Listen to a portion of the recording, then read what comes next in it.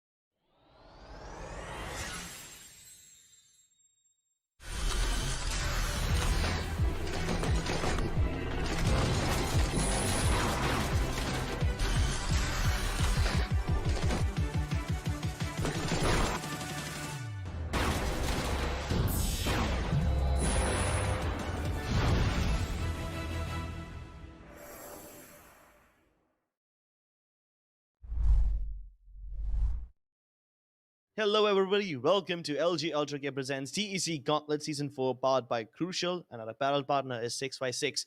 With me is MasterChef Salty. How are you doing today, Salty?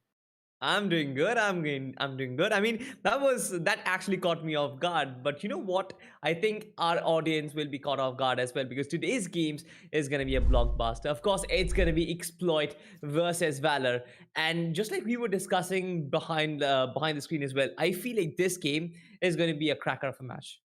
Yeah, it's going to be a cracker. I think it's going to be a three mapper, to be honest. Both the teams are doing well.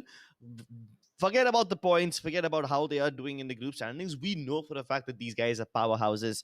Team Exploit has so much firepower that it's ridiculous how teams can still predict them but not do anything to stop them. Yeah, That's how dominant they are when they get going.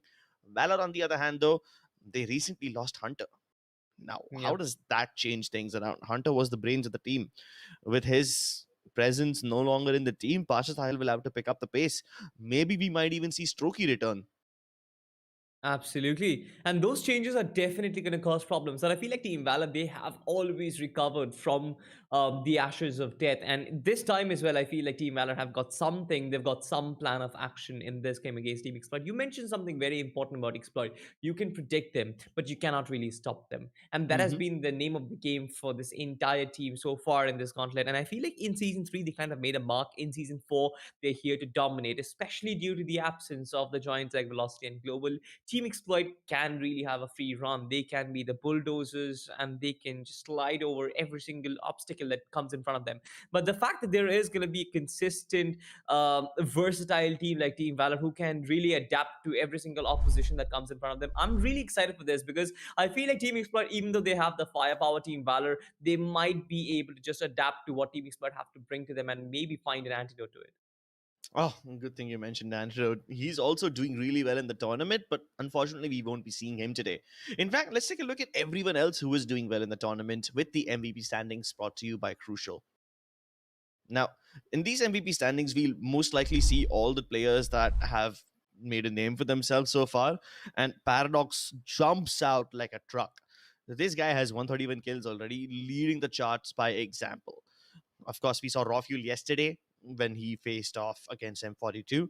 We also have Gothschild from Team Arrow, a new team already sending one of their players all the way into the MVP top four is a massive achievement. Keep in mind that Arrow is considered to be the third best team in Pakistan. Yeah. Today, we'll be seeing the number one Pakistani team, Team Exploit, take charge. And let's see if they have what it takes to beat Team Valor. Absolutely. I mean, you mentioned about Team Arrow. I feel like one good thing that they have got is their hoodies. I mean, just look at the design, dude. I would love to wear that, to be honest. But I mean, their best outing wasn't really against Enigma. We saw how big of a debacle it was, and it was literally I would say a free run for Enigma throughout. We saw Paradox, who is right at the number one. You would expect him to be there, closely followed by Raw Fuel. No We'll have a look surprises. at the group standings because we'll understand how the teams actually stack up against one another. Because that is really important, right? We have a tournament right in hand. We have to understand what are the stakes. The stakes are Team Exploit. They will be playing Team Valor for I would say a potential first loss in the tournament, maybe, just maybe, Team Exploit might be suffering a little bit, or maybe Team Valor will be able to get themselves, throw themselves inside the top four and compete against the likes of True Rippers, FS, and Reckoning. Now, either of those two outcomes can happen. None of the two teams will be victors today. One of them will definitely be losers. Now, for Team Exploit, they've got that safety net. They started the tournament with a clean two victory, so they don't have anything to worry about. But for Team Valor, I feel like this is the opportunity for them to redeem themselves. If you beat one of the table toppers, you not only give yourself that upper hand, but also you kind of bring them down a little bit and even the competition so that it becomes a little more competitive when it actually comes to playing for the third and the fourth place. So for Team Valor, I feel the math is clear. They need to win this best of three to make it inside the top four and probably cause problems for Exploit. Definitely. If they can cause problems for Exploit, then nothing like it. They will have successfully taken down one of the top teams of their group, and it will surely get them the points that they need, but also a massive amount of confidence because you're taking a team that's way above your league according to the points. And if that happens, then I will feel really proud of Team Valor. But let's take a look at what these guys have to offer for us. we'll take a look at their lineups first, and we start with Team Exploit. Now, we mostly know that Shooter has been one of the best players of this entire team. That's why he's right there in the center. But every other player is a force to be reckoned with. HSB and Soulmate, when these guys get together, their trade fraggings are immaculate. King has been one of the best flankers, and Shaka fills in the gaps wherever needed. Absolutely. I feel like this team sort of relies a lot on shooter, but it's not really something to scoff at because even though you've got one main man, there are four pillars right behind him. And that is their strength, right? They sort of function much like similar to what a global esports SK Rossi system, right? And that's sort of works for global esports, that sort of works for Team Exploit as well. You mentioned HSB and Soulmate. I feel like they're one of the two favorite players that I've got from this team. Even the shooter kind of gets most of the frags. I feel like HSB and Soulmate sort of set up shooter for those frags, creates those spaces, gives him all that information that he needs. HSB on his Sky, sometimes he plays this over, has been so good with passing that information and relaying it to the rest of the team so that they can function properly. We'll have a look at the player who actually stands out the most. Maybe it can be shooter, or maybe we can see a new face. We have no idea, but this is going to be the player spotlight from Team Exploit, and no surprises, Crips. It will always be shooter for days and days and years as well. Oh, years, decades, eternities. He'll probably be up here as long as he lives. Either way, Shooter has been one of the most phenomenal Jet players that we have seen. And sometimes he even picks up the solo, depending on whatever his team requires of him. But mostly, this guy, he lives up to the name. He's called Shooter for a reason. It's because he's the one who picks up the duels for his team. Now, while his stats may not be that impressive just yet, keep in mind that this person does not do justice to the numbers that he puts up. He's the one who picks up the most risky fights, gets the highest impact frags, and the KD ratio that he has does not do justice to the amount of impact he adds to the game. 300 ACS. Now, that's probably the only number which can tell you exactly what Shooter is made of. Exactly, right. Getting into those dangerous, uncontestable territories and finding frags, getting information, and maybe getting away with it as well. Sometimes surviving those situations is what Suter is actually capable of, especially on the jet. I feel like sometimes he does play this over, just like you mentioned, but his trademark agent will always be the jet. And I would want to Always. see him on jet time and time again because on every single map he has got that impact. You play on Haven, he has got that impact. You play on Icebox, he's got the impact. He also plays well on maps like Ascent or Split, where it's very dependent on him to get those entry frags. It's very dependent on him to create that space in the side so that the rest of the team can actually follow up.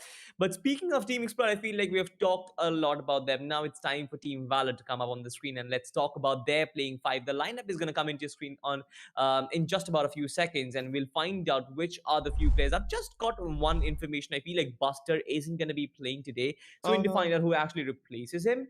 But I'm not sure. So, yep, we do have word. Hunter indeed is back. All right, he's not here on your screen right now, ladies and gentlemen. But you will get to see the master IGL on the server. So today, the playing five for this team is going to be JN, Bullet, Hoax, Hunter, and Pasha Sahil. No Buster does make me feel a little sad because Buster was one of the best duelists that this team had. I also miss Strokey, but that's probably because of personal reasons. Either way, Team Valor with Hunter still here in the helm, I think this team will be able to get a decent amount of read onto their opponents. But then again, the question over here still remains, will they have the firepower to stop Team Exploit? Exactly right. Adaptability or understanding what the opposition is doing has never really been a question, or has never really been a problem for Team Hmm. Valor. The only thing is, can they stop Team Exploit? Because Team Exploit also kind of don't really care if the opposition figure out what they're doing. They know the opposition will. They're sort of predictable that way. But then when they start brute forcing you, what can you potentially do? You've got players left and right, and those players are probably equal to like 10 of yours, and that's going to be very difficult to break forward. I'm also sort of interested in what Team Valor actually puts up on their attacking side of things because Team Exploit also can be a little predictable and you can break their defense. We'll have a look at the player spotlight from the side of Team Valor and find out which player actually stands out the most. Um, on best days, it should have been Buster, but today he's not playing. Today we've got JN.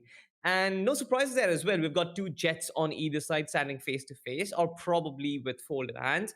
But 92 kills and 87 deaths, proper KD. And yeah, I'm expecting so much more from this guy. Honestly, Buster also seems like an appropriate player to put in the spotlight. Now, Buster Yeah. never really plays the Jet, but he picks up the Reyna every now and then, which is Mhm. also just as impactful as the Jet under normal circumstances. But this match is far from normal. I have a feeling that JN will have to do some heavy lifting and play in a little different style from what he's comfortable with. JN is not reckless.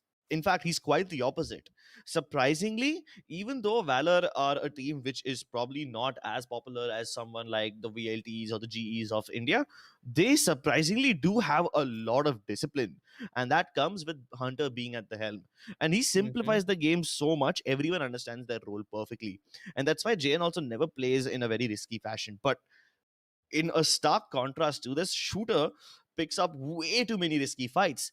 So while both the Jets are over here in the player spotlight, there's just such a massive difference in their playstyles. Exactly, and that is something which might be the name of the game today as well. Because in a matter of time, we'll find out what the map video looks like. We'll look at the agent composition, and I sort of have a feeling that there will be maps where we see mirror lineups of each other, but their approaches are going to be so much different. We'll have a look at the map video, ladies and gentlemen, and find out which are the battlegrounds where these teams are going to fight on. I don't really have any clue, but I expect that there should be an icebox or a split. Yes, there is an Icebox team exploit. They will play on the map of Icebox. Team Hmm. Valor, their strong map will be Bind, of course. And the Decider neutral, very no surprises there, Crips, does it? Ascent is always neutral, no problems over there. I actually think Bind also might be somewhat neutral. Valor are comfortable on Bind, but that doesn't mean that Exploit are bad at it by any stretch of the imagination. Although I have to believe that this might be the first time that Exploit is playing Bind after the new update. So they may or may not be as comfortable as they were before. Again, it's not too many changes. I mean, most of the changes were seen Hmm. towards the A side only. So I think it's still going to be easy for Team Exploit to adjust to this new map changes. But Valor's somewhat chaotic playstyle and Bind might come into fruition. And when I say chaotic, it's only chaotic for their opponents. Valor, most likely, at least in their own minds, are almost always in control. They are the kind of team that likes to jump through teleporters every now and then. The split approach is probably not as individually dependent as someone like, let's say, August 5, but their group up strategy is also not as strong as something like P69. So they are somewhat in between of a team that likes to play a default and a team that likes to stick together. So Hmm. being in the middle ground, Team Valor, I think, have a decent way to start off the series, but I want to see what happens when they go into Icebox. In the past, Valor has been haunted by mid in Icebox. That's an area that they struggle to find information, and even with the best players like Hunter and Pasha Sahil on the team, and Hunter is a damn good Sova, mind you, even with that, they sometimes struggle to find mid information, and I think that might come to bite them later on. But we'll take it one step at a time. We'll start with Bind first. Exactly. And dude, I mean, I think it wasn't really a gigabrain move from Riot to actually put a platform over there. It that was required, man. Otherwise, bind entries were always so difficult. I would opt from heavens every single time if I tried to kind of move into the E side. There weren't really a lot of changes, to be honest, to the map if you think about it. But I think Team Valor can actually get used to it. There isn't really something which is completely out of the box. Team Exploit, I'm not really sure because they start on defense, and that sort of opens the doors up for Team Valor, right? They might be able to sort of attack different sites, and maybe, just maybe, they can get the advantage in the first half. Can they ride the momentum and actually get themselves the first map? That will be the question, because then the pressure or the ball will be in the court of Team Exploit to actually bring back the series on the map of Icebox. The changes that were made towards A side sort of facilitates the attackers a little bit more, and Team Valor will be starting off with attack. And knowing that Bind is sort of their home turf, I think they kind of fancy themselves to get the first map. Well, let's hope they get the first map because, like we said, I expect this series to be a three mapper. Ascent obviously is neutral ground, so I refuse to make any comments about that map. But we all have pointed out why Team Valor is preferring Bind and why Team Exploit prefers Icebox. There was a time in season 3 when I used to say that Icebox is not the strongest map of Team Exploit, but I think I understand now why they keep on picking it up again and again. While they might be predictable, their firepower on Icebox is just way too strong, and the way they provide each other backup with all the cross angles. I think that's amazing too. So good luck to Team Valor figuring out what Team Exploit is doing. And once you figure it out, good luck finding a solution to that problem. Exactly, dude. Like I remember there was one game coming in from Team Exploit where they went to the A side, they executed the A side 10 times in a row on the attacking side. I don't exactly remember which team it was, but I remember casting it with Universe, and they were executing 10 rounds on the A side simultaneously. And there was one simple pattern. Shooter always updrafts towards spells and he knives someone or ops somebody. It doesn't matter if there are four players trying to stack the A side or five players trying to stack the A side. Flashes, Viper pits, nothing really stops them. It seems like they are a steam engine when it actually comes to playing Icebox. And just like you mentioned, Team Valor, they had problems with mid, but the surprising thing is that Team Expect don't even go mid all that much. They're more like, all right, guys, we're gonna brute force our way. Sometimes they will execute the B side, sometimes they'll execute the A sides.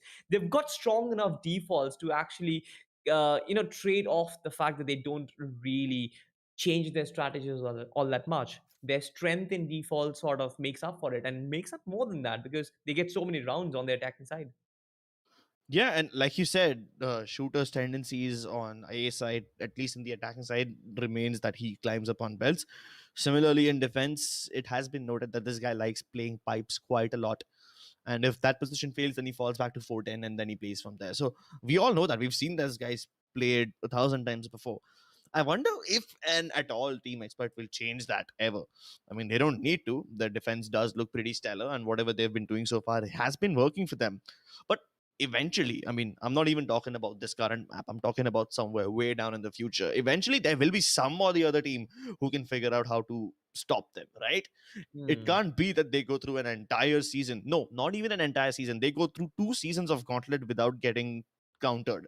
That's just simply not possible. Hmm. Exactly. As long as it is Icebox, I feel like they can still get their way for maybe, I don't know, another patch or two. They will be sort of undefeatable, especially because of their trade potential that is there on the map of Icebox. But we're still waiting for player cams actually, before after which we can actually start the game. We have got the map veto. We have got we've seen every single lineup. We have seen who are the players who will be shining the brightest. The only thing which remains is understanding what agents these players are going to play on the map of Bind, on the map of Icebox. I feel like on Bind there is a lot of potential. Icebox is sort of a stalemate where both the teams should be picking up the same everyday agents that we get to see on Icebox. But Bind can be something different. We've seen double composition plays coming in. Now, Team Exploit, knowing them, they might be playing double initiator. But what are your thoughts, Scripts? I feel like Bind will be something interesting. Yeah, it definitely will be interesting. You know what will be more interesting? Seeing a chamber on Bind. I think chamber is somewhat viable on a map like Bind. It's pretty simple, and the fact that you can move around in a blink, it makes it so much more easier to play with the chamber. You have so much more presence as well. And every site has like two entrances on Yeah. Bind. So it's not like you have to worry too much about getting backstabbed or getting flanked. Yeah, but when you do leave one of these places to go rotate somewhere else, that's when your sentinel utility can come in handy. I mean, the regular sentinel pick for a map like Bind would be maybe a Killjoy. That's what people go for as a default. But imagine having a chamber. You have two alarm bots instead of one. Sure, you might be lacking the nanoswarms, but you can more than make up for it with your headhunter and your two to the force. Plus, getting an op in Bind, especially on the defensive side, that can be a big deterrent to all the attackers. So I want to see at least one team pick up a chamber. It's also partially because I'm a little chamber starved. I haven't seen any team do that in Gauntlet yet. Maybe somebody might have done it, but I didn't cast that game personally, so I want to see a chamber. But that's just me being a bit selfish. What do you think? What do you think we'll be seeing? Neon, but of Nah, course we can't. allowed. Nah, Yeah, too soon. yeah, too soon. But just imagine, right? You have those corners, right? You try and slide your way with this stinger and just go brrr, and that's simple, right? That's what is happening in my lobbies currently. I have no clue how to defend against Neon, Free especially fire. when That's it. especially when a player is just running around with finger lasers pointing at you. How do you stop something like that? You start playing Quake instead of playing Valorant. You start pre-firing those corners, and you hold the crosshair a little to the wider side. I mean, when Neon was first teased, I was like, bro, this is Quake 3 all over again. This is the pulse rifle from Quake 3. Anyone who's played that game, you are the real OGs, and I'm proud of you. And it just feels like having that vibe all over the place again. Either way, it's gonna be at least a month before we see Neon in our competitive lobbies. But Chamber is still allowed to be picked up. No other team has picked him up yet in the Gauntlet. How? Why? Go for it. Please experiment. I mean, I'm hoping at least Team Valor will experiment. I know for a fact that there are at least 3 players over here who like to op. Pasha Sahil was a born opper all the way from the CSGO days. Bullet doesn't mind picking up the op every now and then. And Hunter, as we know, he's a SOA main. Not really the guy who can op, but during CSGO days, who he did used to op. So I don't think there's going to be anything to stop him. 3 primary oppers available in Team Valor. Someone must pick up Chamber. Definitely. I mean, a chamber is definitely a very viable pick, but the only question comes in is which agent do you actually trade off for a chamber, right? You can always fit in that agent, but then do you actually take off a KJ in against a chamber because you've got that lockdown, which can be very helpful. You've got the alarm bot and the nanoswarms, which can also Hmm. deny plants for yourself and also deny any sort of entry. A chamber is sort of an agent who relies heavily on your gunplay, and sometimes you might be having bad days. Would you risk picking up a chamber for your primary sentinel? I feel like when you're playing a double sentinel composition, maybe couple it up with a KJ or maybe a Cypher, you might be able to get away with it. But a single sentinel with this with chamber, what do you think, Rups? Is this something which is very viable? I think it should be. I mean, consider this in bind. As long as you have information from your SOVAs, early information, you can rotate preemptively. Sure, the KJ has a lot of stopping power with the nanoswarm grenades, but you gotta consider the players in the servers as well, right? Valor are an aggressive team. So is Team Exploit. And if there are people who are, having an intense amount of bloodlust on the server, why not pick up an agent that gives you 2 guns as abilities? Why not? You can still trade off some other character. I mean, some people might even trade off a Sky for it. I mean, we know for a fact that Bind is a very open map, right? People can pick up double controllers if needed. They can pick up double initiators. Some people even might be brave enough to pick up 2 duelists. So it does give you all that freedom. You can easily sacrifice 1 duelist and go for the chamber, but then that will also severely hamper your ability to make rotations on the fly and go for backup plans. So that's there.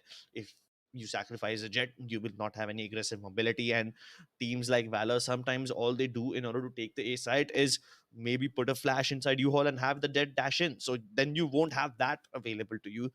There are a lot of permutations and combinations you can do. In fact, we are all talking about chamber over here. We might not even see that guy in the lobby, but it's always okay to theory craft.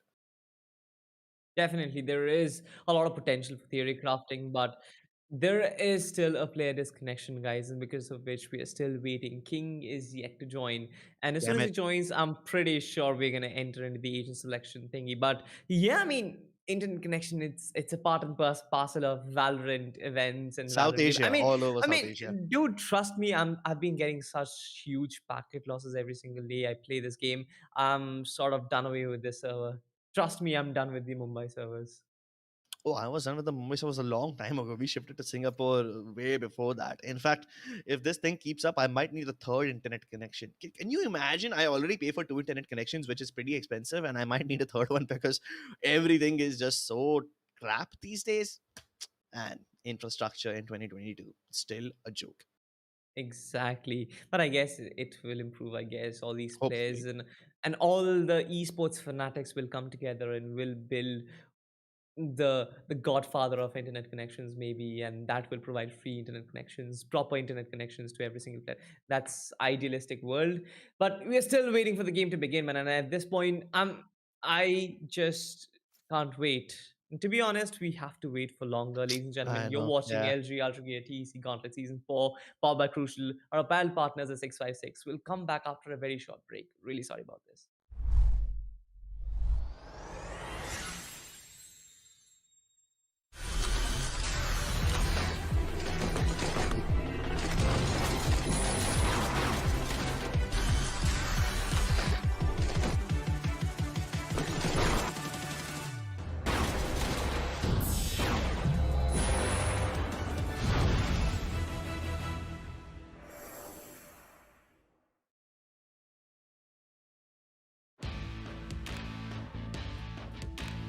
the legends of memory and storage. Crucial brings you the ultimate performance in gaming. Legendary products. Precision engineered. For speed and stability. Crucial ballistics.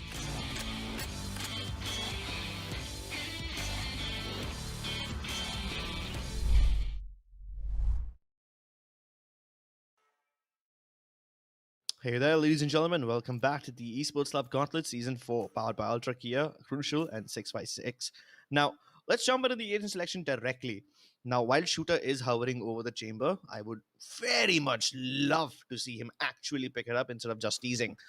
For the most part, come on, Shooter. Just Come classic, on, bro.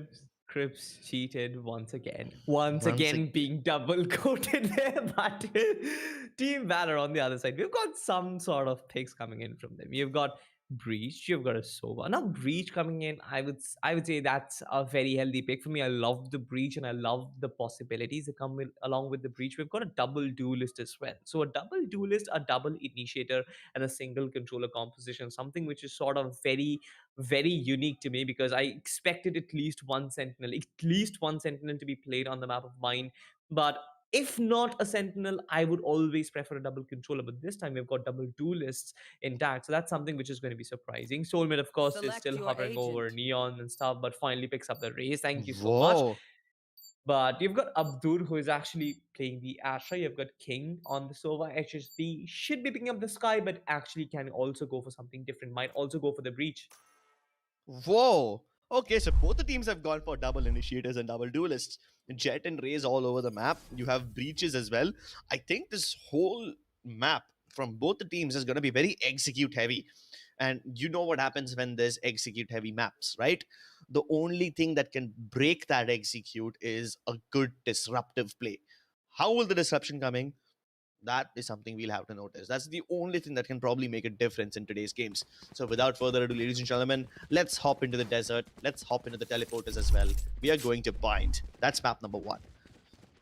Yeah, and this is probably the first time I'm actually seeing a coach who is in charge of Team Exploit. I mean, he has been attending every single game, but personally for me, this is the first time I'm casting one of their games this season. So I'm really excited to what he can actually bring on the table as an individual. But the rest of the players from Team Exploit, they're very calm and composed about this one. The way HSB is sitting on his chair is basically what I do when I'm playing GTA at 2 a.m. But I wouldn't really sit like this for a proper game of Valorant. He's a bit too relaxed for this thing, isn't he? Yeah. I think he's gonna change his position back to normal. Maybe if that's not not his preferred gaming position. But for Team Valor, I feel they're all ready to go. I'm excited to watch this team pop off, especially against a side like Team Exploit, because you don't really get to see such close contested games. But right off the bat, we've got Team Valor who is trying to execute the Showers region, but they will be pushed back by this boom bot. Right at the get-go, Soulmate tags down JN and hits his head. We've got a lot of frags coming in, trades going left and right, Hunter getting two of his own. It's suddenly a 2v3. Yeah, I mean, we're not even a minute into the round, and already frags have taken place towards A shot, towards Path, towards B long, towards Hookah as well. Everywhere you go, there's someone or the other dying. But at the end of it all, it's Team Expert who ends up all the better end of things. They've only got Pasasahil left, and he's hemorrhaging internally. So there's not much that he can do. Even the spike is dropped deep inside enemy lines, and he's got so many angles that he needs to cover. Yeah, with two players. The timing. Yeah, but he gave away sound cues anyway. Soulmate finding his third for himself. That was a really quick round, especially that early contestant that we got to see from Showers as well as from B-Long territory. All those regions were lit up with duels being taken. That kind of gives us one pattern that Team Valor loves to play split. Like, they love to play a split approach with trying to get picks and information from both the ends of the map, both the extremes. But will it actually work against side a Team Exploit whose individual firepower or gunplay is just so strong? Let's see if the gunplay remains to be strong. Team Valor have they have nothing but sheriffs. Shorties on JN. I think he's probably gonna dash into someone's face and try to take them down as a surprise. Will that even be allowed? For now, nothing. Soulmate has no chill. He wants to peek so aggressively every time. And now he's on the other side of this box with HSB holding the first side. Nice. These both players will peek out and immediately dispatch Bullet and Hunter away from the server. Team Split already looking very comfortable. I mean, even though this is sort of an eco round, I think they're more than prepared to actually mow them down. Ironically, Pasha Sahil will bring brought down to 12 HP. Now he's got nowhere left to go. All he can actually wait is for death to come and accept him.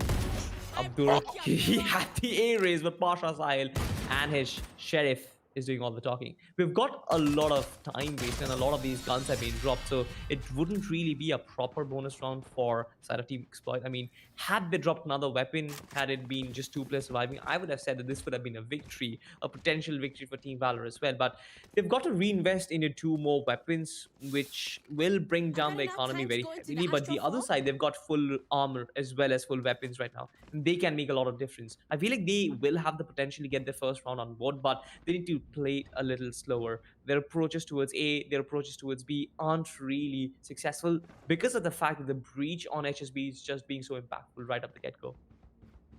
Speaking of impact, this is Valor's chance to make some actual impact. They've got the better weaponry now as compared to Team Exploit. In fact, the 2 players who've died, they haven't even purchased weapons just yet. We most likely will see them take armor, but maybe not weapons. They'll most likely be trying to steal the weapons of their own teammates after they die, or maybe even better, steal them off the graves of Team Valor. If they invest in cheaper weapons now, like Spectres or something, the economy will be ruined for them in the next round. So let's see what they have in store. Even if they lose to Sun, I don't think it's going to make much of an effect on them. They just want to ruin Valor's economy in return. Exactly right. And for Team Valor, I guess all that they want to do is to try and keep things clean, not drop a lot of weapons, but clean up the other team and get their first round off the charts. Once again, we had a slight tech pause, but we're back in action. And the approach kind of looks like the defensive team, Team Exploit, they're going to push up A short. They look very heavily invested. Soulmate, as well as Shooter, in a very aggressive position. Hoax and his fault line wouldn't really connect, but so far it actually did. Hoax will be pushed back. You can see that the aftershock is decent, but it doesn't really do a lot. Oh, forget about the aftershock. I'm facing a lot of anxiety while watching Bullet over here. He's getting tagged. He could have been shot down through the smoke, and as soon as I say that, he did get shot down through the smoke. Bullet overly aggressive, even Shooter peeking beyond of what's required of him, getting into such aggressive angles and still winning duels against better guns. A $1,000 Marshall versus a $2,900 Phantom. Imagine who's gonna be the winner. And if the answer is not what you would expect, Yeah. I mean, it's not a matters what, it doesn't really matter what weapon you're wielding, it matters who is willing that, and especially when it's Shooter, chances are very bleak against every single opposition. Once again, another fault line, which kind of prevents Team Valor from actually funneling in. They've got the dash available, JN can potentially move in, which he did so, but what happens after that? How will the rest of the players follow him? That is putting the question. Jane will try and clean up all these angles, but Shooter, unpredictable as always, falls down to hell, and then peeks out from side triple boxes. Trade does come in, but that sort of facilitates the rest of the team to actually move in. Hoax is inside, but there isn't really a lot of time. They still need to clean up showers if they want to go for the plant spike. HSB in position. I guess this man can do a lot of problems. Okay, Hope still somewhat making it winnable. Gets the 4th kill as well, and the recon dart tells him exactly where the Sova is, and he himself does not get revealed. He's got enough time to reposition. If he goes all the way around Bath, that would be very viable, because so far King believes that he's somewhere towards short or U-Halls. He would never expect toilets because his teammates were over there just a couple of seconds ago, and that's exactly why he's taken his sweet time. Hoax also calling his bluff. The flash does reveal his position, but he doesn't peek on the back of it, and now his element of surprise is lost. King has all the information he needs, but can he call the bluff? He's trying to stick it. Bros don't fake, and Hoax will get the ace. This was such an amazing round. This man all on himself just turns around into our face and be like, all right, guys, we've got this covered. Team Valor get their first round on the back of some amazing individual play, and Hoax, hats off. I mean, See, the first kill on a shooter was fine. The second kill in shower was fine as well. When he actually lands a third, that opens up so much potential. Finding the fourth and the fifth was just absolute brilliance from this man, especially the fact that he repositions, he uses the flash, the fault line as well. Sort of just like you mentioned, it did give us some anxiety, but he had all the hopes that he would clean it up. You've got some presence in Hookah this time around. Shooter does have the operator, very high risk weapon in regions like this, but he doesn't care at all. Oh no. Will punish him for it. Overextension punished over there. One very expensive weapon that has been dropped, but HSB is in a very aggressive position, playing on the back of his opposition smokes. The Phantom is there to help him out as well, and he gets the first frag. Well, so far the tides have turned. It's still a 4v4, but oh my god, that dash, so perfect. Caught King as he was concussed. HSB and his teammates still looking to make things expensive over here. The timing could be crucial over here if Hunter gets this frag, and all of a sudden it's Team Exploit who are on the receiving end of this beating. It's just Abdur left, and he is in the right spot. But will they check for him? At least Hunter won't.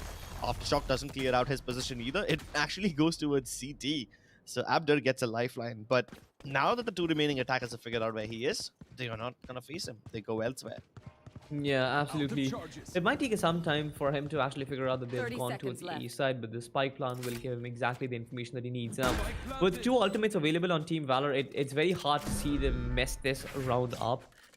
A clutch would not only require Abdur tremendous mechanical skills, but also some amazing game sense at this point, because he needs to kind of predict where opposition will be and probably establish advantage. Spray does come in, but Hoax quite comfortably brings him down. Once again, this man just decimating the opposition and bringing them back. Like, all right, guys, Exploit, you might win the first two rounds, but what are you going to do after that? Good stuff from them, actually. Team Valor, they look very competitive, especially some individual performances from Hoax. There is also J-Ed, who is playing in tandem with Hoax once again. You saw the combination between Jet and the Breach. The synergy between them was so dead on perfect. And that is something which you need, especially in your attacking half. If you have got good coordination between your initiators and duelists, you have your executes lined up well for you. Yeah, and this time the execute can come on the back of the Hunter's Fury and the Rolling Thunder, both of them available for the side of Team Valor. And now that Shooter has picked up the orb, he's got his Blaze Storm. Does he peek beyond the smoke? Oh, no! They knew for a fact that Shooter will play aggressively, and they wanted him to walk into that smoke. Without any Sova utility, without any prediction whatsoever, they still kill him. And now the Sova has his utility to clear out the other angles too. They don't even spot King, but still they know. And the fact that he falls back out of the teleporter indicates Pasha Sahil to activate himself. This is such an orchestrated counter push from Team Valor. They knew for a fact exactly where Team Exploit will be, and everyone's positioned appropriately.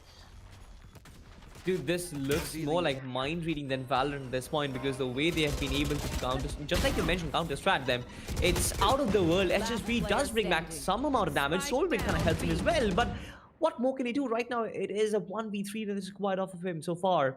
With Vandal staring at him, with 3 players surviving, with the spike already gone towards the A side, what can they eventually do? Hunter just waiting for this man. Once again, a perfect read coming in from Team Valor. Like, the way they predicted every single positioning and the way they took care of them was so good to watch.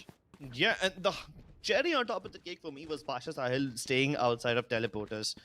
That is some next level stuff. Usually, when an attacker is able to stay out, he's able to stay outside of the teleporter region on bathrooms, it's mostly because he's expecting a push from bathroom. Yeah. Now, while that did not come through, it sort of helped him just to kill that person who jumped in.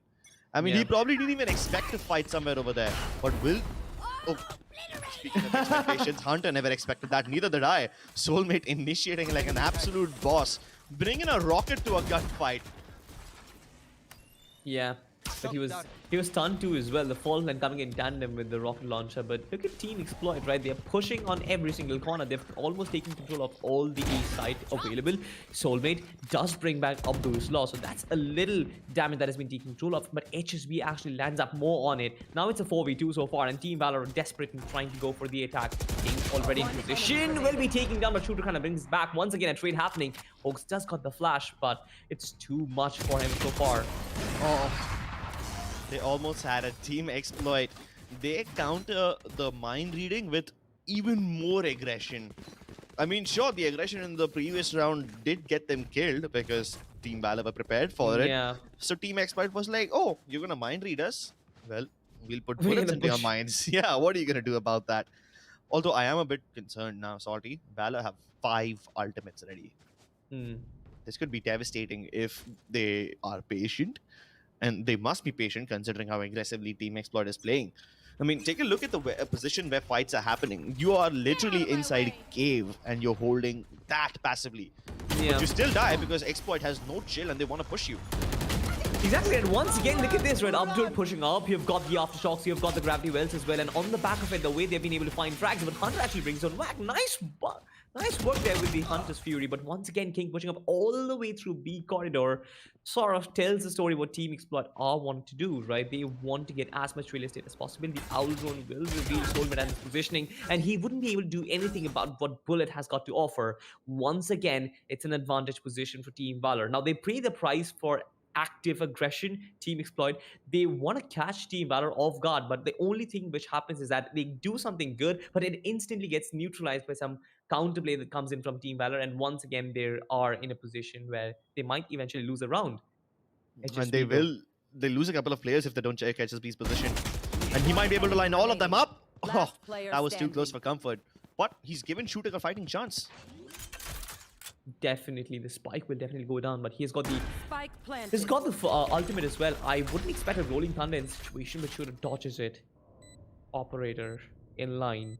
You've got the flash, you've got the dash as well, but only thing is this time it is going to be in opposite teams. They can't work in tandem with each other. Which ability is going to shine? No abilities. It is going to be the gun of Hawks, and once again this man and his ice cold nerves are going to bring back one round for Team Valor.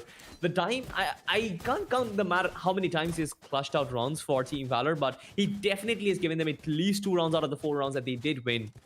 Definitely. One of them was an ace too. And this one was a clutch 1v2, if you would say. Amazing stuff from Hoke so far, and he did it all without using his abilities. He still has flash, which means he doesn't have to spend money buying it. He's got his ultimate available since the last 3 rounds. I wonder when they're gonna use it. Exactly right. Once again, Bullet though will actually get away from it, but Team Exploit, they're not actually learning from their past mistakes. They're pushing out once again, even further. Hawks trying to push them back with his flashes, but that's not really helping them. But eventually, Team Exploit, they fall back and they restabilize themselves and reinforce the B long territory. The Owl Drone being sent in will kind of put Hunter in a very complicated position. Hunter will actually be waiting for that. He peeks out, takes out 3 of his own, brings back the classic, but this time, the Sheriff does all the job. Yeah, but now they know where the Sova is. They just need to find where Abdur is, and now they have that info too. Cheeky weapons helps him get a kill, but now the Sova is left to his own devices, and he doesn't have all that many devices. He has the Hunter's Fury, but I don't think he's going to use it in this round. So many yards being carried forward. Like, they had this available since the last 3 rounds. And I'm not just talking about Team Expert over here. I'm talking about both the teams. Yeah. Not using their ultimates. Probably just saving it for the last 4 rounds of this half. King spotted out and they bait him. Bait him out and they're ready. Team Valor at this point, they are playing so passively and they are actually anticipating pushes from Team Exploit in every direction. But also, I have to admit that Team Exploit did a good decision by falling back this time around. They knew for a fact that once the early aggression does not pan out in their favor, they don't need to keep on pushing. There's not so much luck that they need to push. They can hold it back. And the problem over here is Valor are expecting this push every round, right? Imagine a situation where Team Exploit doesn't play aggressively and Valor is just left on read. They're waiting and waiting. Nothing happens, and then they have to go for an awkward push with like 30 seconds left.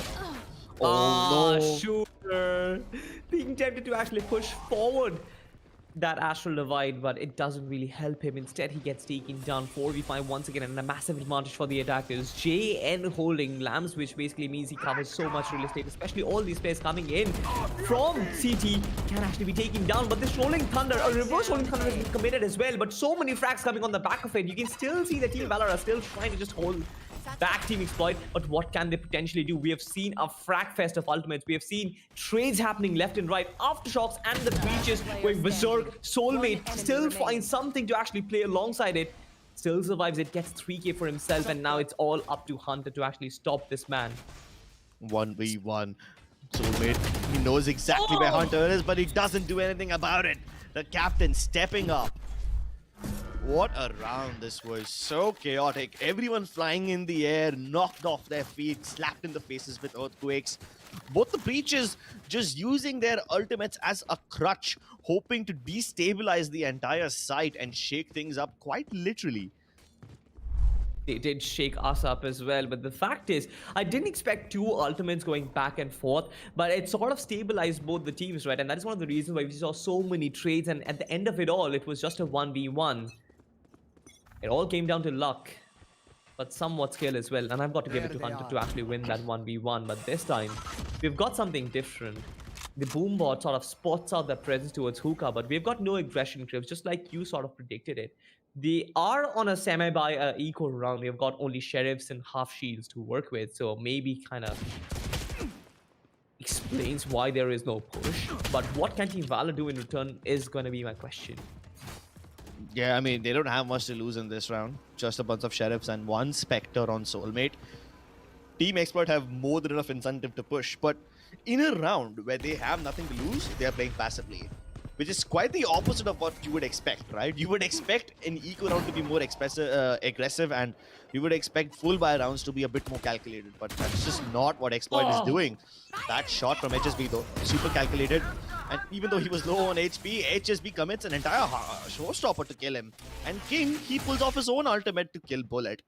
Both of them pulling out their absolute clutch devices to get control of U-Hauls. But even after getting all that, will Valor be able to get into good post-man positions? Oh, no. I don't think so. Abdur reveals his true colors, gets himself out of path, and he pulls him in so that Shooter can finish the job. I could not have made that easy. And now they're gonna pick up all the weapons. This was so important. Team Exploit, their passive play actually paid off, and suddenly Team Valor had no answers to the questions that Team Exploit posed right in front of them. You kind of addressed this problem a few rounds ago, and this is exactly what we got to see in front of our eyes. Team Valor, they got so conditioned to that aggressive play coming in from Team Exploit that they just have no answers to the passive play that Team Exploit can actually offer. This round was a proper example of how no information or how little knowledge can be so destructive for you. You got to see ultimates invested, you got to see players pushing out without information, and that sort of resulted them in getting easy frags against sheriffs. This round, though, once again, Shooter is in a very aggressive position, sort of expecting to fall back once again. Aftershocks, splashes coming in through. You've got a Hunter Fury invested as well, but no returns on the back of it. This time, it actually does. Hunter brings down Shooter. Soulmate does trade one, but that's about it. 2v4 right now. Players coming in from CT will be a danger. Bullet covering that angle very meticulously. It's got utility to actually play with, but against 4 players, it is just too much. It is a bit of a tall task, but they're still going to go for it. They have enough money, so they can't afford to buy weapons in the next round either. No point saving. Exploit try their luck, but Hunter denies everything. 7 rounds already, and with this, Valor have taken the lead in the half. Now, whether it's a 8-4 or whether it's a 7-5, I think Valor would be happy with the outcome no matter what. Exactly, right? I mean, think about it. Valor on the attacking side, Team Explorer on defense. This would have been their half to actually capitalize, and this is exactly what they do. Now, 7-5, 8-4, they would take anything because they've got the lead for themselves. And as long as they've got that safety net to work with, as long as they can actually take down Team Exploit in their attacking half, I feel like it's a win-win situation for Team Valor. All that they've got to do is to make sure that they've got enough of a safety net that they can use in their defensive side. This round does seem a little sweaty though. Boombots exchanged back and forth, but no presence revealed by either of the teams. I think at this point, even Team Valor has become conditioned to the fact that Exploit will keep on varying the pace, so they're being so cautious. But at the same time, Valor are not holding back all the way in cave or back towards their spawn. They're also actively trying to move up towards Hookah and maybe make up for all the lost map control. That was a good combination though. The gravity well and the shock out could have actually killed players who are hiding in that region behind the box, but none of them were there, so they're still safe. Although, will JN be safe? They know Yeah. that U-Haul is clear, and the fact that the aftershock came in from the other side indicates that it is in fact clear. It confirms their beliefs. But Bullet takes a bullet to the face towards Hookah. Is that fake sold convincingly enough? Because his teammates are going towards B. And I think Team Exploit know for a fact that Bullet's presence over there was just a fake. So that's why the rotations are also on their way. They're using all the shock dart utility to deny the plant, and they're baiting Wow. Shooter. But it Hunter still Fury? doesn't work. The bait has bite, and Shooter chews them alive. Dude, I have no Switching clue how sides. Shooter from such high above in the air still managed to hit the head of Hoax. He invested Rolling Thunder, but still finds a way to actually get killed. I have no clue how that happened, but it did happen, ladies and gentlemen. And we move on to the next half, 7-5. Once again, now Team Exploit is the most dangerous in the attacking half. We know this, right? They do have the potential of pulling this back, but Team Valor, I want to see what their defensive setup looks like, because I'm very sure that they wouldn't push up what Team Exploit did in their half, but there's still a possibility. You can take down Poison with Poison, and if they want to counter Team Exploit, maybe do something outrageous, maybe actually go aggressive. Well, we'll see what the regression looks like. We know for a fact that Team Exploit likes switching things up, so maybe the best course of action for them would be to be a little patient. But instead of being patient, they're just being curious. They've sent up Shooter towards Path, and he successfully cleared that area. But while that's happening, contact has been made towards Hookah. Now, this two-pronged aggression might pay off for Team Valor if they are able to actually predict where the main hit is going to be.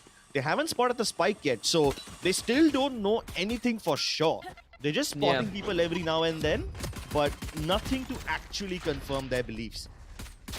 A lot of damage being given to Hunter as well as Jay, and good use of utility over there, but Team Exploit yet to make any ground. They've got the spike towards Hookah, but they're actually falling back. They got that territory towards Short and Showers. You can see that there are two players trying to hold back any sort of push coming in from Team Valor, but this doesn't really ensure them the side control. These two players can still hold it back, but unfortunately, they don't really have a lot of utility. All the stars from the Astra has been invested. I'm not even sure if the Raze has a lot of utility there. Flashes, aftershocks, and Team Valor all win these duels. King actually brings one back, but you can see the Team Valor are constantly pressuring Team Exploit even after the spike has been planted, and they sort of pay for that. Team Exploit coming in behind once again. King with the triple frag for himself. One flash, and Hoax has to clutch it out once again. Can he do it? Aftershocks as well as fault line. Good combination. I guess he will get a kill. Yes, he does, but his position has been spotted out. The drone! But there is HSB on the back of that drone, and one shot in the head is all that he needs. I kind of feel like Team Valor did not win that one because they did not play close to each other. They all went in one by one, and I think that's where the cookie crumbled. If they let Folks come back into the side, he would have been easily able to clear out the entirety of the U-Haul region, which is basically where most of the people were focused. And once he did that, he would have had his flashes available to clear out the short region as well. Now, because he was alone, he was forced to use that flash on Truck, which effectively does nothing. Imagine if he is present over there along with his teammates, his utility would have held so much more value. It would have helped his teammates also clear out all these positions. The primary logic from Team Valor was to not let away Team Exploit get into post-on positions, and that is one of the reasons why they pushed that abruptly. But it didn't really pay off. Yeah, it did not. I know that what they tried was amazing. They tried to capitalize on the timing, hoping that Exploit can't get into post-plants, but it did not work. And even this time around, the timing is what beats them. Take a look at the rotations from Team Valor. All three players are present on B, but the timing of them both peeking leads Shooter to get a double kill. JN does get a cheeky frag with the shorty, but that's all she wrote for him. I mean, yeah, this round was always going to be Team Exploits, and they bring it back. I mean, first pistol round and the round after that, we are going to 7-7, unless, of course, there is some really magnificent clutch coming in from Bullet, but it's not practically possible, right? Let's face it. But after this, what happens is going to be a collision of approach to bind, right? You can play aggressive. Team Valor can try and take the edge against Team Exploit, and they can try and push them unorthodoxly, just like they did in the first pistol round, right? Trying to push them and not get them settled in the side. It was a good approach, but did it work against Team Exploit? No, because of the firepower that they've got, the individual brilliance, the sort of trait potential that is always there in between these players in tandem to each other. It is going to break your aggression, and Team Valor need to take a decision right now. Do they go aggressive or do they hold back? Because it is their strength. Yeah, holding back can be their strength, but will they actually be able to hold on to the relentless assaults from Team Exploit? We'll find out. This time Exploit are committing quite a lot Ooh. to Bath. Shooter so quick to enter this Why? region, and Bullet pushes through the cloud burst, pays for it with his life.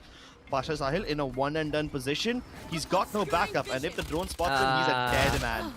Yeah, No, wait, he actually struck, he actually survives. Get Shooter, but of course he will get taken down. Trades happening back and forth. Hawk still trying to win this duel, and he eventually will. There is still presence in Lambs, but he wins that duel as well. Hawk still trying to hold on to that A side, and there's only HSP available. Spike was spotted towards Bath, so he knows for a fact that HSP will have to somewhat be in this area. And with nobody peeking from the side of Team Valor, HSP has enough time to plant the spike and get into a good position, but he's also paranoid about someone being close. Everyone's just waiting, and this is the test of patience. This definitely is a test of patience. I mean, what do you do in this situation? Plant the spike, maybe just trying to run down the clock for a bit, but it doesn't really help you because you can see Team Valor being just not really making a move. He's got 30 seconds on the clock. He can still potentially make his way towards the B side, and on the way, he might even find Hawks, but that decision costed him a lot. He paid it off with his price. Third kill for Hawks. Once again, he clutches it out for the side of Team Valor, and I can't stop mentioning the fact that this man is always the guy who still survives in the end for Team Valor, and he's the one who is clutching it out. Yeah, Hawk is the one who clutches out the rounds for the team. Hunter is the one who starts getting all the kills towards the beginning phases of the round. Both these players are stepping up for Team Valor phenomenally, and they've got the highest frags too. 16 for them both. Yeah, absolutely. This time though, you've got that presence towards a shot, trying to make a move. The Owl drone will give them some early information, but you can see Team Valor are not trying to commit so far. A very important round of gun round, and you can see an early investment. Almost getting a kill for himself. For the defenders, Doesn't matter. I mean, dude, you invested in an ultimate, but then your friend just took away a kill. That would sure hurt my feelings. Yeah, that's probably why he shot Shooter like that. Look Either at way, Jane. we look at him and he's dead. Castus Cuss is real, but the information that he provides is also equally real. It tells them that they are coming towards the B side now, and oh my god, the footwork on the race. Amazing. Hunter plucks him off like a bird from the sky, but now Bullet has to step up. And pushing through that nebula will only result in his death. Needs to get a timing window. But all this counter duty is being thrown at him, and Bullet just doesn't get a chance. At least he still has all his HP about him. He's gonna need all his bits about him too if he wants to make this one possible. Clearing out elbow means that all the players are towards the side, but that just complicates things because this can happen. Double peaks for the win. Absolutely. One player on top of the tube, one player coming in from inside it, two players peeking you at the same time. You don't really have two crosses on your monitors, do you?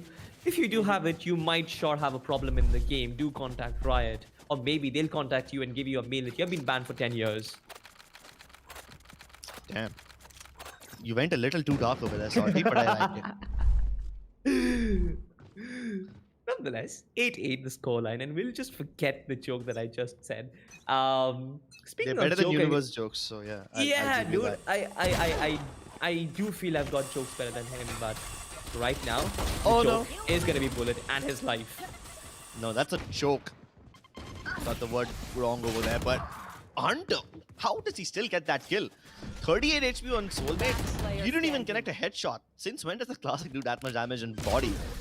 Either way, it was just an eco round, so it's not much. Team Exploit win it without much effort. The next round is going to be the acid tester, because now Valor not only have weapons, but they got 4 ultimates. And 3 of them can be devastating. The Hunter's Fury, the Rolling Thunder, and the Showstopper. I think we're about to see a frag fest this time. You can also use the Cosmic Divide in a retake situation, right? You can tie it up. You can tie up a Cosmic Divide with a Rolling Thunder, maybe to try and create space in retake situations. But then it all depends how they want to use it, right? And how they are approaching this round. Do they primarily go in for just falling back, giving respect to Team Exploit? Because something has been very common. They try and get information, they try and push out, which Team Exploit try and deny that information, right? And in attempt to getting desperate in that hunt for information, they get taken down. They try and probably battle that. They might play for retakes, and they've got ultimates to actually facilitate that retake as well. They can get to 9-9. But what happens after that? Once again, we've seen this push towards Bath several times before. The only difference is, instead of having the Astra play over here, it's Hoax. And this combination is deadly. How does he survive that one? Gets a kill through the smoke too, and that's the spike carrier. So much information gathered by just this one push, and so much damage done too. Bullet somehow still survives, uses the satchel to get away. And this is good, because now Team Exploit have the ball in their court, and Valor can just hold back without any repercussions. What on earth is this happening? They're pushing so deep inside enemy territory, trying to dodge the Hunter's Fury actually results in their death because they can't dodge the bullets. And now Team Exploit have nothing to say. Very little HP remaining on HSB, and the spike drop deep inside enemy lines. He's gonna have to dig it out of the bathroom. I don't think he can do that. But at least there's a silver lining. They're not sure that he's present towards U-Haul. This drone also won't really spot him. But wait, the way that it's going, they know. Now they know. Yeah. Good luck surviving now, HSP. He's trapped in a corner. He's got one flash to work with and a fault line. But nah, Hoax is not gonna let him survive this. Man is on a roll right now. Especially this game, he's been consistent. He's been always clutching out rounds, but he's also got them first bloods, which is so important. This round, he got that one piece of information which was so required. The spike drop towards Showers was crucial for all the rotation that came in from Valor's side. Also, the fact that Solon spotted players towards A shot sort of solidified the conclusion that this was supposed to be an A hit. And Team Exploit, much like a sort of a bully, tried to brute force their way into that side in spite of all the information that they've given. They thought that they would survive that, but now, especially when you've got Team Valor all calm and composed, Hawks hitting all his shots, that's not happening. Yeah, I mean, we've seen players like Pasha Sahil and Bullet struggle in that very position before, but when Hoax enters that area, everything is sorted. Especially that Gravity Well plus Aftershock combination. Beautiful. Oh no, this could be beautiful now.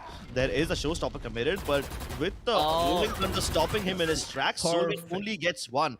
And Bullet has a rocket launcher of his own. Doesn't get anything done, but it's still okay because Team Exploit have lesser numbers. And no real estate as well. They're still trying to figure out which side do they want to execute. Now, this Cosmic Divide sort of makes problems for them and solves a few as well. It might be able to kind of give them some sort of some sort of space inside the side, but they don't have any sort of information where the players are hiding. This time, the Gravity Well will spot down Jane. What a nutty shot that was! I have no clue how he actually hit that, but still trying to peek out. Abdur gets one. Jane misses that first shot. HSB takes him down. Now you've got the side for him yourself. Folks completely blind like a bat. Spraying in the general direction of HSB. Wouldn't really connect the shot. HSB finding the headshot for Hoax brings, or rather makes things easy quite a lot for Team Exploit. Right now, Abdur has got all the space in the world to play with. Yeah, but that's the best part about this one. This 1v1 possibility does give Bullet an opportunity to pick up individual frags. But HSB has made his way to heaven now. Oh, now Bullet has all the information he needs. But with that information, can he still survive though? Nah. If the Aftershock doesn't kill him, Abdur certainly will. It is surprising that HSB commits his Rolling Thunder to kill just one person. While in the past, he's held it for like 3-4 rounds at a stretch and only used it when Hoax used his Rolling Thunder. BYB fam, going to Astro Interesting, to do them Astro absolutely interesting. Guardian But Team things Exploit, I do. once again, the fact that they are getting away with it, the fact that they're still in the lead and Team Valor are playing catch up is sort of very surprising considering to the fact that we've seen Team Valor sort of dominate this half. If you look at the general gameplay, you'll understand how Team Valor are being very comfortable in their play, but even then, they're not really getting the results that they want. Okay. This is a bit weird from the side of Team Valor. Instead of playing aggressively towards Hookah, they're focusing towards long. Stands to reason because JN has an operator. But look at the Astra duel happening towards Bathroom. That's an attrition war. Both the Astras have to commit their stars and even their lives to this play. And the timing works out for Pasha Sahil. Absolutely, it does. Soulmate still trying to make some aggression happen towards Hookah. Might be a diversion for the rest of the pack coming in from long as well, but he reconsiders. JN still holding it out. I guess the players from long might actually take the teleporters back towards A, but no, wait. They are trying to reinforce. The orb gives them some information. JN holding two angles all by himself, left and right. Might get a little too close for comfort. Missing the shot, and this might be the start of an execute, Crips. there is a judge inside the containers. Bullet waiting patiently. He knows that JN needs to make a move, and as soon as they try to go towards him, Bullet now strikes. JN somehow survives. 30 seconds How does left. he get the kill onto King? We will never know. But HSB now trapped in a corner. There's so many guns staring at him, and that's double digits for Team Valor. It's so funny that Jane even considered to actually, I mean, just jump and try and right-click his way to take that life. But it's fine. It's fine. There was Hawks who actually found the final nail in the coffin, and it's 10-10 for Team Valor. Once again, this game being very nail-biting. You predicted it correctly. I feel like both Team Exploit and Team Valor are really good on this map. But who's better? We'll find out in just about a few moments, because this has been a very neck-and-neck contest. With both the sides looking to chop off each other's necks, it's gonna boil down to big head plays to make the move. Pun intended. But here's the thing, Salty. With both the teams having boiled out each other's strats, what are they left with now? It's gonna boil down to which one of these teams has more Precise pages in gunplay. there. We know that's a joke, so don't even get started.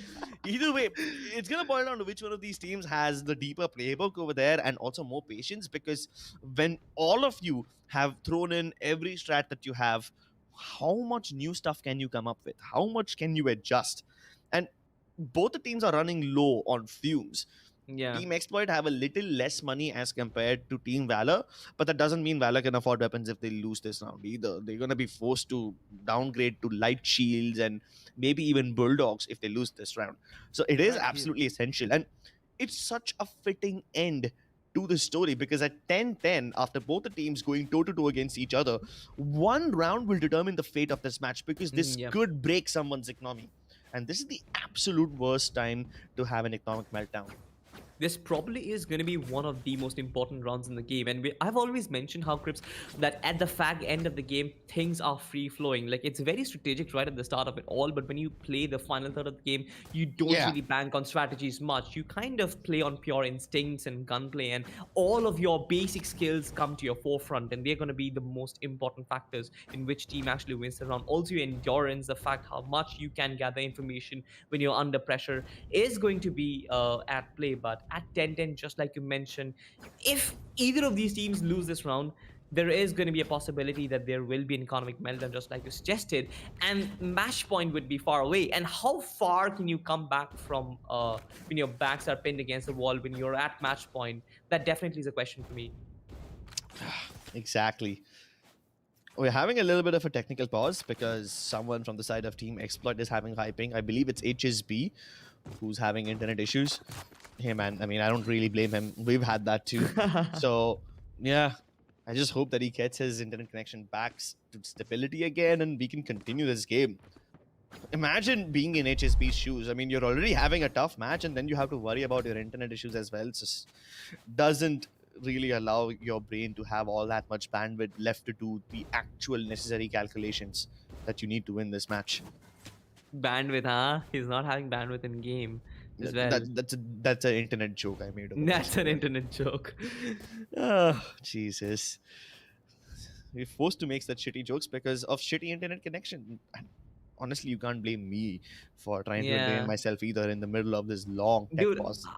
I wouldn't blame you if you go on a full-on rant, right? I mean, we have had a lot of rants. The one rant that still bothers me is the way how CCV spoke to me while we were discussing the 9-3 fiasco. I mean, everyone believes that 9-3 is some sort of a superstition. CCV has some Dude. very strong opinions against that. Dude, I mean, I feel like 9-3 more than being a superstition, it's sort of statistic, right? And you can't really blame us if you do believe in statistics, right? I mean, Okay. there is also this theory that all the astrology in the world that goes on is also sort of some statistics thing that happens as well. It's not just made up. So maybe, just maybe, I mean, 9-3, I wouldn't say it's a curse, but purely based on statistics, and you look at the amount of instances there has been comebacks in not just competitive but also in like personal games as well. I'm pretty sure a lot of the audience as well who play their game, they also relate to that thing personally, because they themselves have probably made comebacks, or they have lost games from a winning cause at 9-3. And that is one of the reasons why it has become such a popular phenomenon. I don't blame CCV for turning down a sort of the superstitious aspect of it. But when there is statistics backing an incident, you have to believe it. Damn, Salty is a man of science and numbers. What a Yeah, math let's nerd. go. Yuck. Either way, I want to see a conversation between you and CCV with both of you placing your points side by side. That would be a very well structured and rich with armament debate. Dude, you're giving content ideas to TC. Are we allowed to do that? Of course, we're allowed to do that. We cast for them. Producers, take note. Pull out your notebooks, and maybe you'll get to see Salty and CCV duel it out later on in a debate or something like that. Wouldn't be a very intellectual debate, but we'll still try.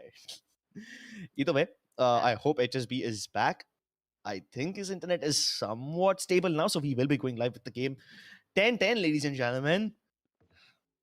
And Damn, finally, this- we are back. Yeah, we It are feels finally back. years. I know, right? Feels like it's been ages. But HSB ages Get like out of my fine way. wine, and he's gonna be back on action. Bullet. I the think he was gravity just the reason why he was so desperate to escape that gravity well, because several times that gravity well is often followed up by a shock dart. So he doesn't want to get shock darted. I mean, that shock dart never came to him, but that boom bot definitely did. Yeah, it did. Hunter Studio invested very early on trying to clear the corners, but Bullet has managed to stay hidden. The Nebula sort of facilitating this. And the plant probably baited him to use the tension as well. Good stuff there. It denies the plant for a little bit more, but look at Shooter where he is. One knife, and that's about it. He will be taken down, but I'm pretty sure Hawks is ready with his false line as well to try and deny the plant even further. That's not happening. All these players will start funneling in trips, and the retake will be coming in a matter of a few seconds. Yeah, but do Team Expert have enough utility to hold this retake at bay? For now, the only person who has a little bit of utility left is HSB, and he's used up most of it. Soulmate going above and Nice. beyond his position to get all the frags. remaining. He's thirsty for blood.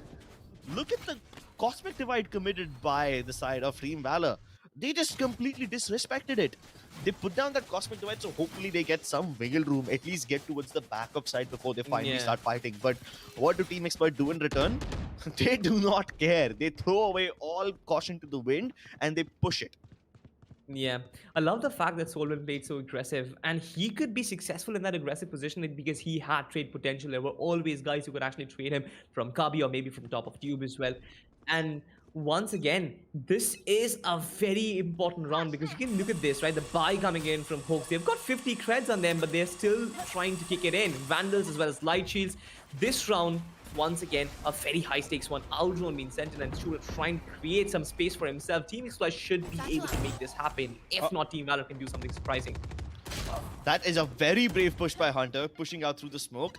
Of course, he pays the price for it, but JN is more than capable of taking lives back. So is Bullet. They say that utility doesn't kill, but say that to JN. HSB has a few words to say as soon as I take his name, and so does Soulmate. Both the race is stepping up for the team, but can Hawks make his way back inside? He's been forced to peek because of the aftershock straight into HSB's crosshair, Oh, and Shooter no. brings them to map point.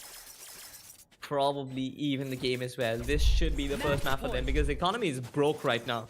They can hardly afford a few Spectres and Light Shields at this point, and nothing can actually go up against Team Exploit and what they've got to offer. That relentless aggression that we got to see, the proper execute, the fact that Soulmate actually double satchel his way into side, clearing entirety of the side for himself and his team was just so good to watch. And now it's just one step further before they can actually clinch this map. Always remember, Icebox is Team Exploits for the taking, and this is Team Valor's map pick.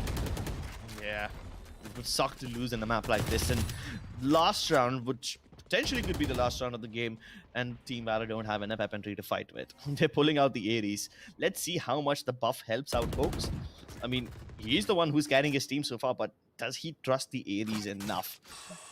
Not the best one way after that tall box had been removed, but mobility agents for the win as Soulmate charges inside. The flash is Nice. perfect, gets a kill on Hunter. No. Of course, doesn't clear out the crossfire, so Pasha's Island Hawks are still relevant on this side.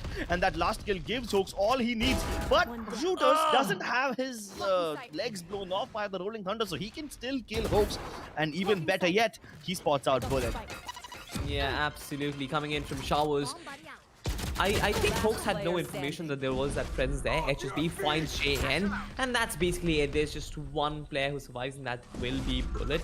These players still refusing to actually plant in the A side. They go towards the B side and plant there, but doesn't really delay the game for any further because just waiting for Bullet to actually try and fight them. Maybe it will be a very quick finish, or maybe Bullet can survive to fight another day. I don't think he'll expect HSB to win this off angle. Oh, he doesn't expect it, but he's still wide swing, so HSB's dead. Still 2 more players to fight, and both of them are extremely healthy. King will be the first point of contact. I hope King doesn't swing. If he does, that's gonna leave Shooter in a 1v1, but it's Attackers that win. guy who finishes off the game. And he doesn't even need the double peak. He himself is enough to finish things off. And that is Team Exploit, winning Bind, the map pick of Team Valor, and putting themselves in the lead. Absolutely. Team Exploit, the way, or rather with the ease with which they got themselves a final third of the game was an absolute pleasure to watch. Now, with Bind in their pocket crypts, you know that this should be an easy victory for them on the map of Icebox as well, unless Team Valor have got something interesting to actually offer. I mean, this game was full of flavor, to be honest, because up until the 20th round mark, we got to see a pretty even Stevens game, 10-10, just like you mentioned. But that one round, which kind of broke the economy, was it was just as the doctor ordered. You need nothing more.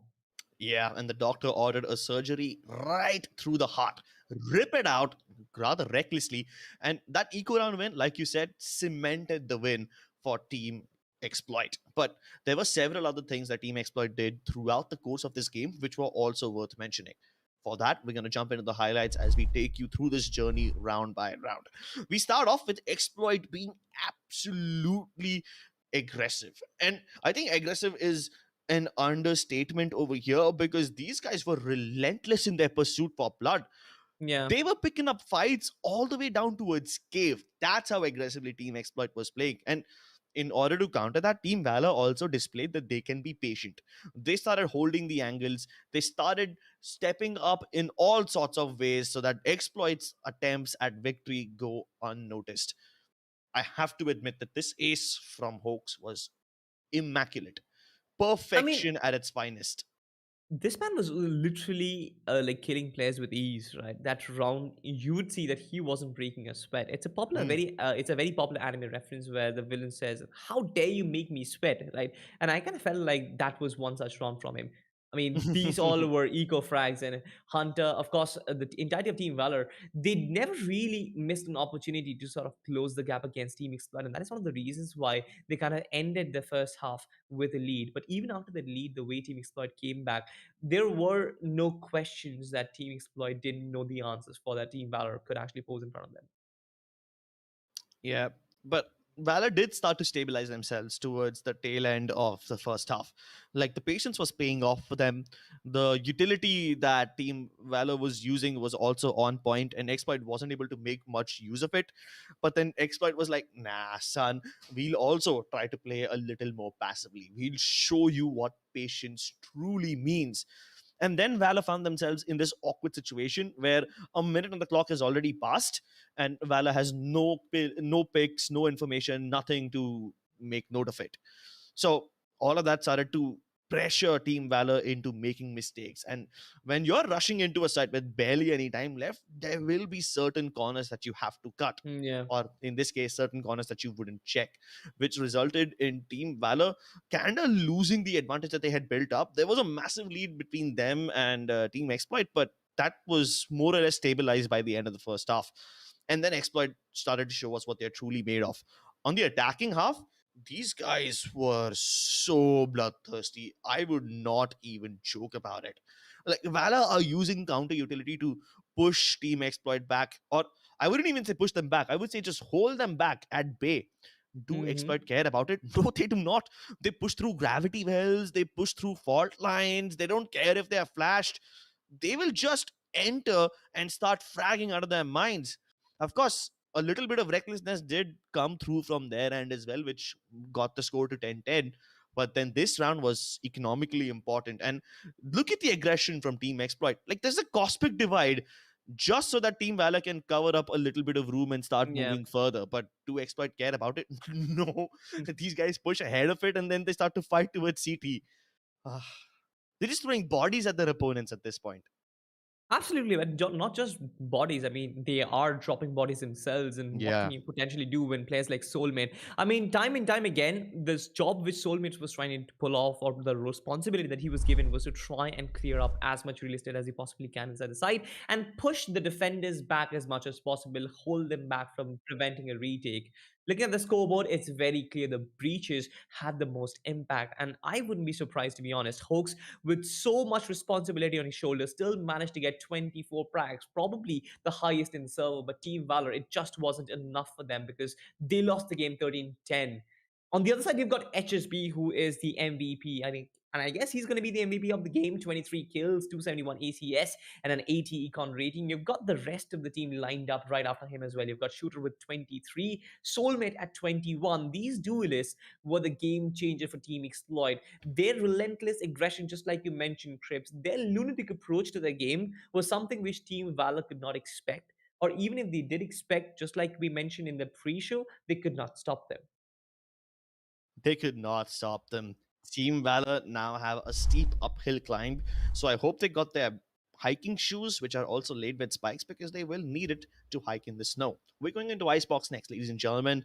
We'll be back after a short break. You guys can stock up on your snacks and be right back in the pit. We'll see you on the other side.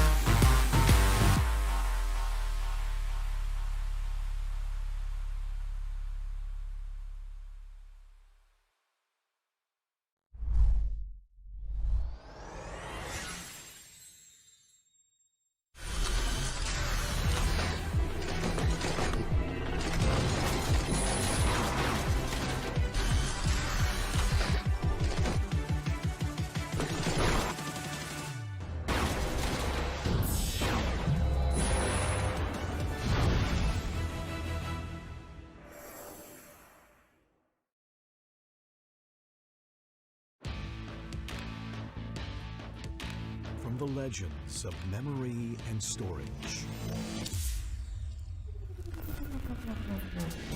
Crucial brings you the ultimate performance in gaming. Legendary products. Precision engineered. For speed and stability. Crucial ballistics.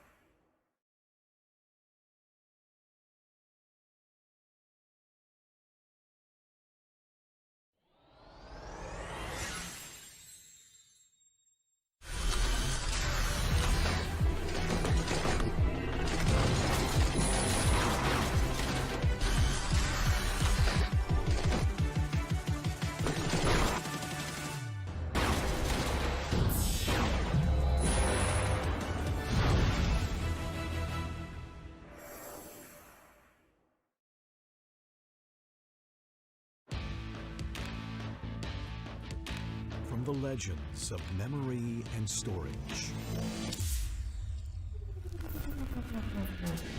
Crucial brings you the ultimate performance in gaming. Legendary products. Precision engineered. For speed and stability. Crucial ballistics.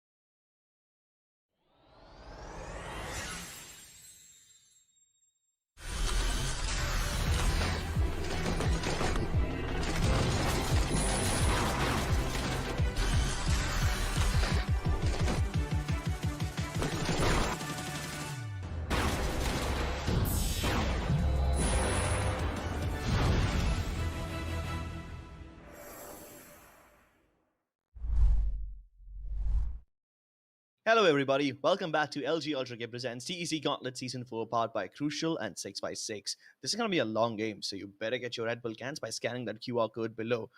Either way, we are halfway through the first series, Valor versus Team Exploit, and the first map is already over. We had Team Valor losing out their own map pick 13-10, and Yeah. Exploit looked pretty solid towards the tail end of this game. Let's see if they can carry that momentum forward into Icebox or not. Exactly. Now, Icebox will be sort of a different thing because look at this. Team Valor, they start on defense and Team Excellent always favor to play attack. If they get that momentum early on trips, I doubt Team Valor will be able to stop them. The only win condition for Team Valor would be to try and deny as many rounds as they possibly can right at the start. Maybe take it to 7-5 in favor of Team Exploit, or maybe even get to 6-6. That would be the best case scenario for them. Yeah, that would indeed be the best case scenario. But then, if somehow Team Valor can stabilize this one, then we are going into Ascent, which is obviously uncharted territory. No, it's not uncharted. Forgive me. It's way too charted territory. Now, how do you bring a new flavor into Ascent when already so many teams have tried and tested new methods? Icebox still has some experimentation lines open, so maybe you could try something new over there, which wouldn't be expected by the other team. Although I must say that I don't think Team Expert will change too much about their approach Yeah. to Icebox. Whatever was working for them, they'll most likely stick to it. Any variation that is supposed to come through will mostly be in terms of pacing of the round. Exactly. Even then, the agent composition is going to determine how pace of the round is going to go. Like, we're going to move into the agent selection, ladies and gentlemen. And right at the get go, you kind of expect what sort of agents there are going to be. I'm not looking forward for a double duelist pick. Team Valor, they're doing something which is unpredictable. Now, I generally don't get to see Arena on this map, but this time Hoax has actually picked it up. The Hoax was so super important on the breach pick last map. I would have actually expected him to pick up the breach as well if he wanted to go for a different flavor. But Arena is something which I'm not really sure what to expect. Either this man is going to pop off and get probably like a 30 bomb for himself, or the entirety of Team Valor is going to crash. Crash and burn in a fiery exit on an icy map. Two contrasts placed right next to each other. But speaking of contrasts, there is a stark difference in the approach of these teams. You see, the way Hawks has picked up the Reyna, considering he was popping off in the last game, makes sense because they want to play aggressively. But instead of, dropping a Sage, they drop the Killjoy. So Bullet still has the Sage to work with. Choose your Yeah. agent. What will King pick up? Will King have the Killjoy, or will he have something else? He goes for the standard pick. So Team Exploit still have the most standard angles. Ooh. But what is this? Damn. A nice coach chamber. Of course, you can barely see him, but I guess he's chilling for now. I mean, I love the fact that he's kind of built chamber for himself, but we don't get to see any chamber in the match. Yeah, that's And also a bit sad. that's also a little sad. I guess Icebox is one of the maps where a chamber can be a possibility. But speaking of teams right now, Team Valor, do they look tense? Do they look concerned? I don't think so. Hoke seems pretty confident. Pasha Sahil is very chill. Jane looks chill as well. And I'm just waiting for these players to actually go in and maybe pull out their best guns because they've got a Reyna in them. They've got a double duelist. So maybe they're trying to take the aggression to Team Exploit. Does it work? Will it be successful? I'm not sure, Crips. Yeah, we'll find out in just a little bit. We're just waiting for the game to start. The agents have already been picked up by these guys, and very soon we'll be hopping into the map if it loads up soon enough. Either way, we saw how variable pacing can really help Team Exploit. If Valor are somehow able to predict that, they will be sorted. But how will they predict it? They'll need a lot of early information for it. And before the series even began, we pointed out that Valor struggle with information gathering towards mid in Icebox, Hmm. especially when starting on the defensive side.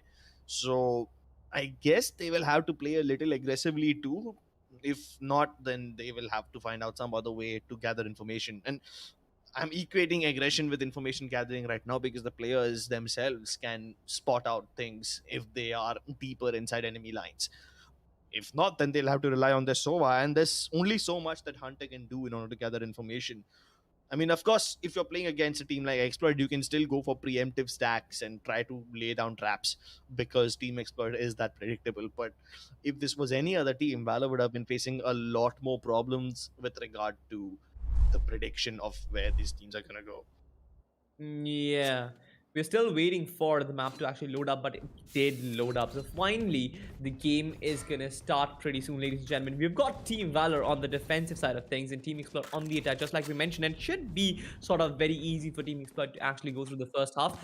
But anything can happen, ladies and gentlemen. Icebox, the icy territories are in front of your skis. Of course, winter is sort of over, but then in the game of Valorant, it's always winter, isn't it? It's always winter, especially when these guys have ice cold veins, nerves of steel, and sometimes balls the size of Jupiter, given the way how bravely these guys play and push. Oh yeah, absolutely, absolutely. And there's storms going everywhere.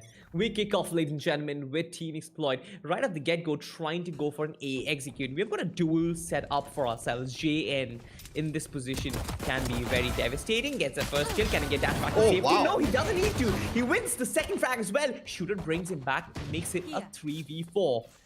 But the How spike's been successful is spotted. it? Exactly. And they know it's a 5-man push. And look at this barrier orb that's been put up by Burek. It denies them plants. Even if they get up close and personal, they'll have to break that barrier orb in order to actually start planting. And this buys them even more time. But Shooter buying them more space with nutty shots like that. Oof, that was disgusting. Let's That see if definitely- HSB can thread the needle because he knows for a fact there's at least one towards rafters. Does he have information towards screens? Not now. Hawks will come through for the fight and HSB wins it. And this puts so much pressure on Pasta Sahil. Absolutely, a lot of pressure. He's got the snake bite, one snake bite available. He's got the wall as well, which hasn't been deployed. enemy HSB remaining. will be taking him down, but at 5 HP, he's got so much work to do, especially with Shooter on the other side. No, he actually lands a shot. 7 versus 5 HP, and Pasta Sahil wins it. What a clutch! Damn, they didn't have to do him dirty like that. Jeez, they went for the fights thinking that he will be able to capitalize on the timing, but Pashil still hits his shots and he was so low on health too. Oh my god. That's downright scary. Team Valor had this round handed to them on a silver platter, and I hope they don't drop the silver platter in the next round.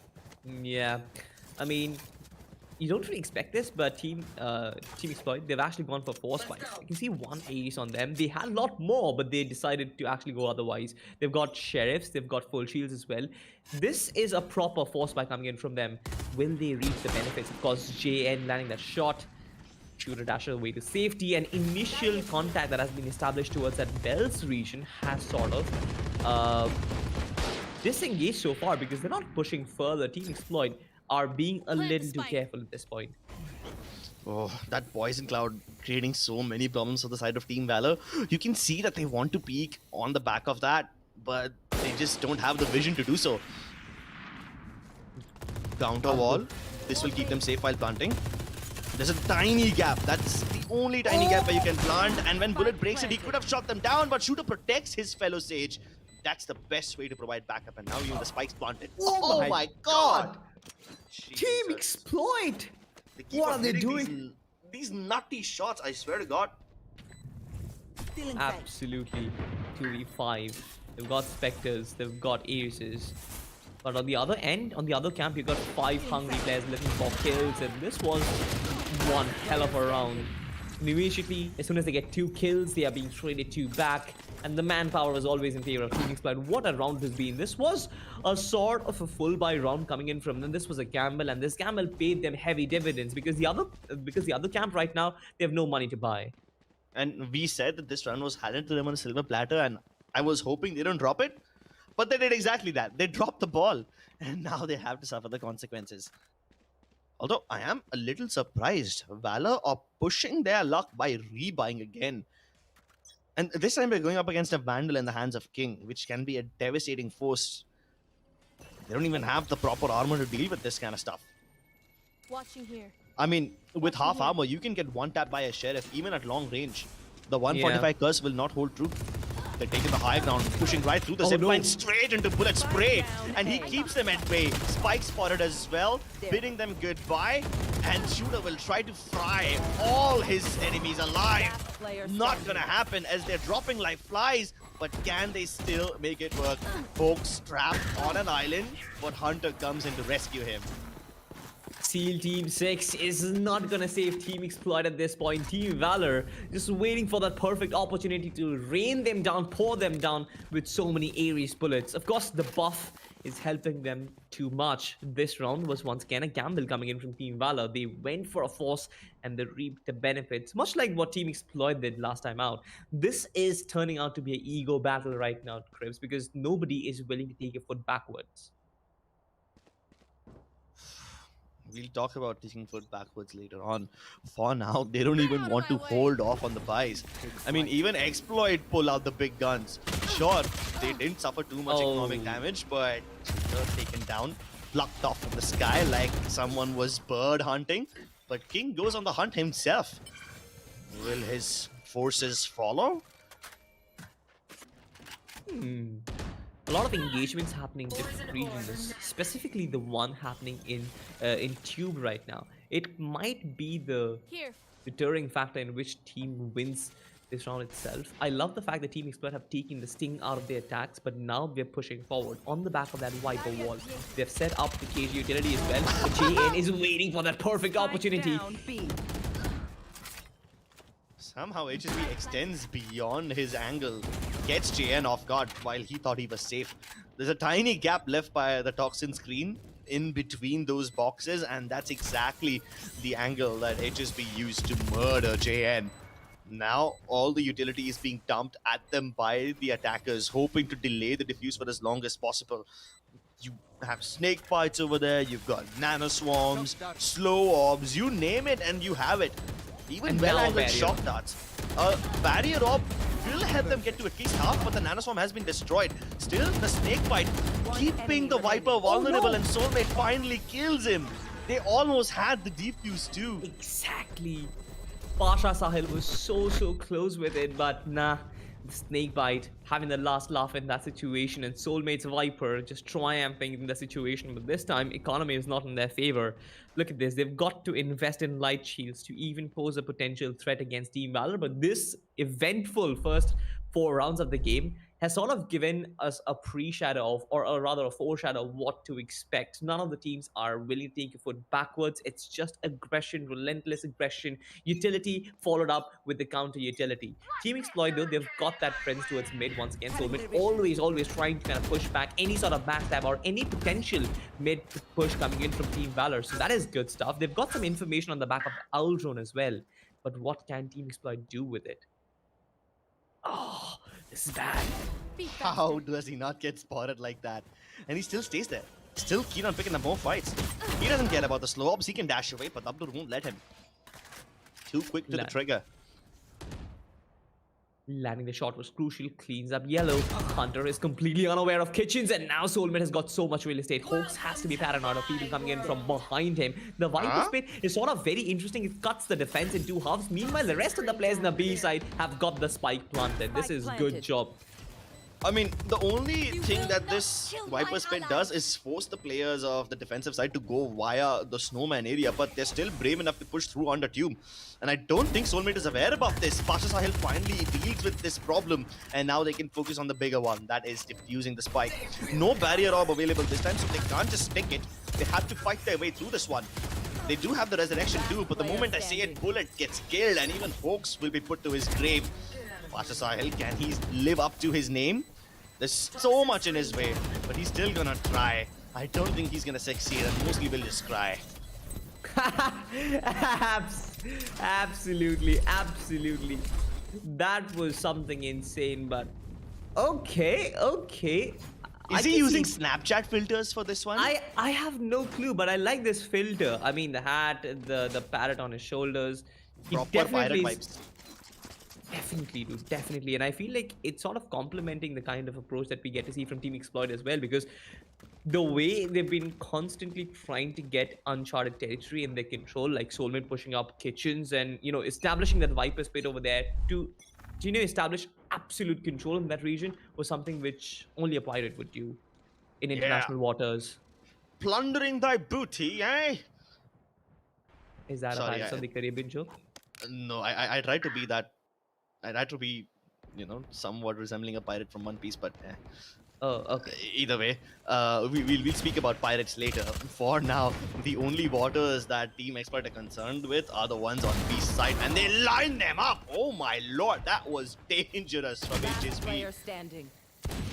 Eco rounds for Team Valor. Of course, they are gonna struggle, and Pasha Sahil all by himself will be completely owned by 5 guns pointing at him. No surprises there, and Team Exploit start getting momentum in their favor. We know what can happen if momentum is their favor for a very long time. I guess Team Valor have got enough gas in their tank to kind of pose a potential threat before that happens. They've Or got the rather- operator right now. Gas in the tank, or rather in this case, the wind in their sails. Yeah.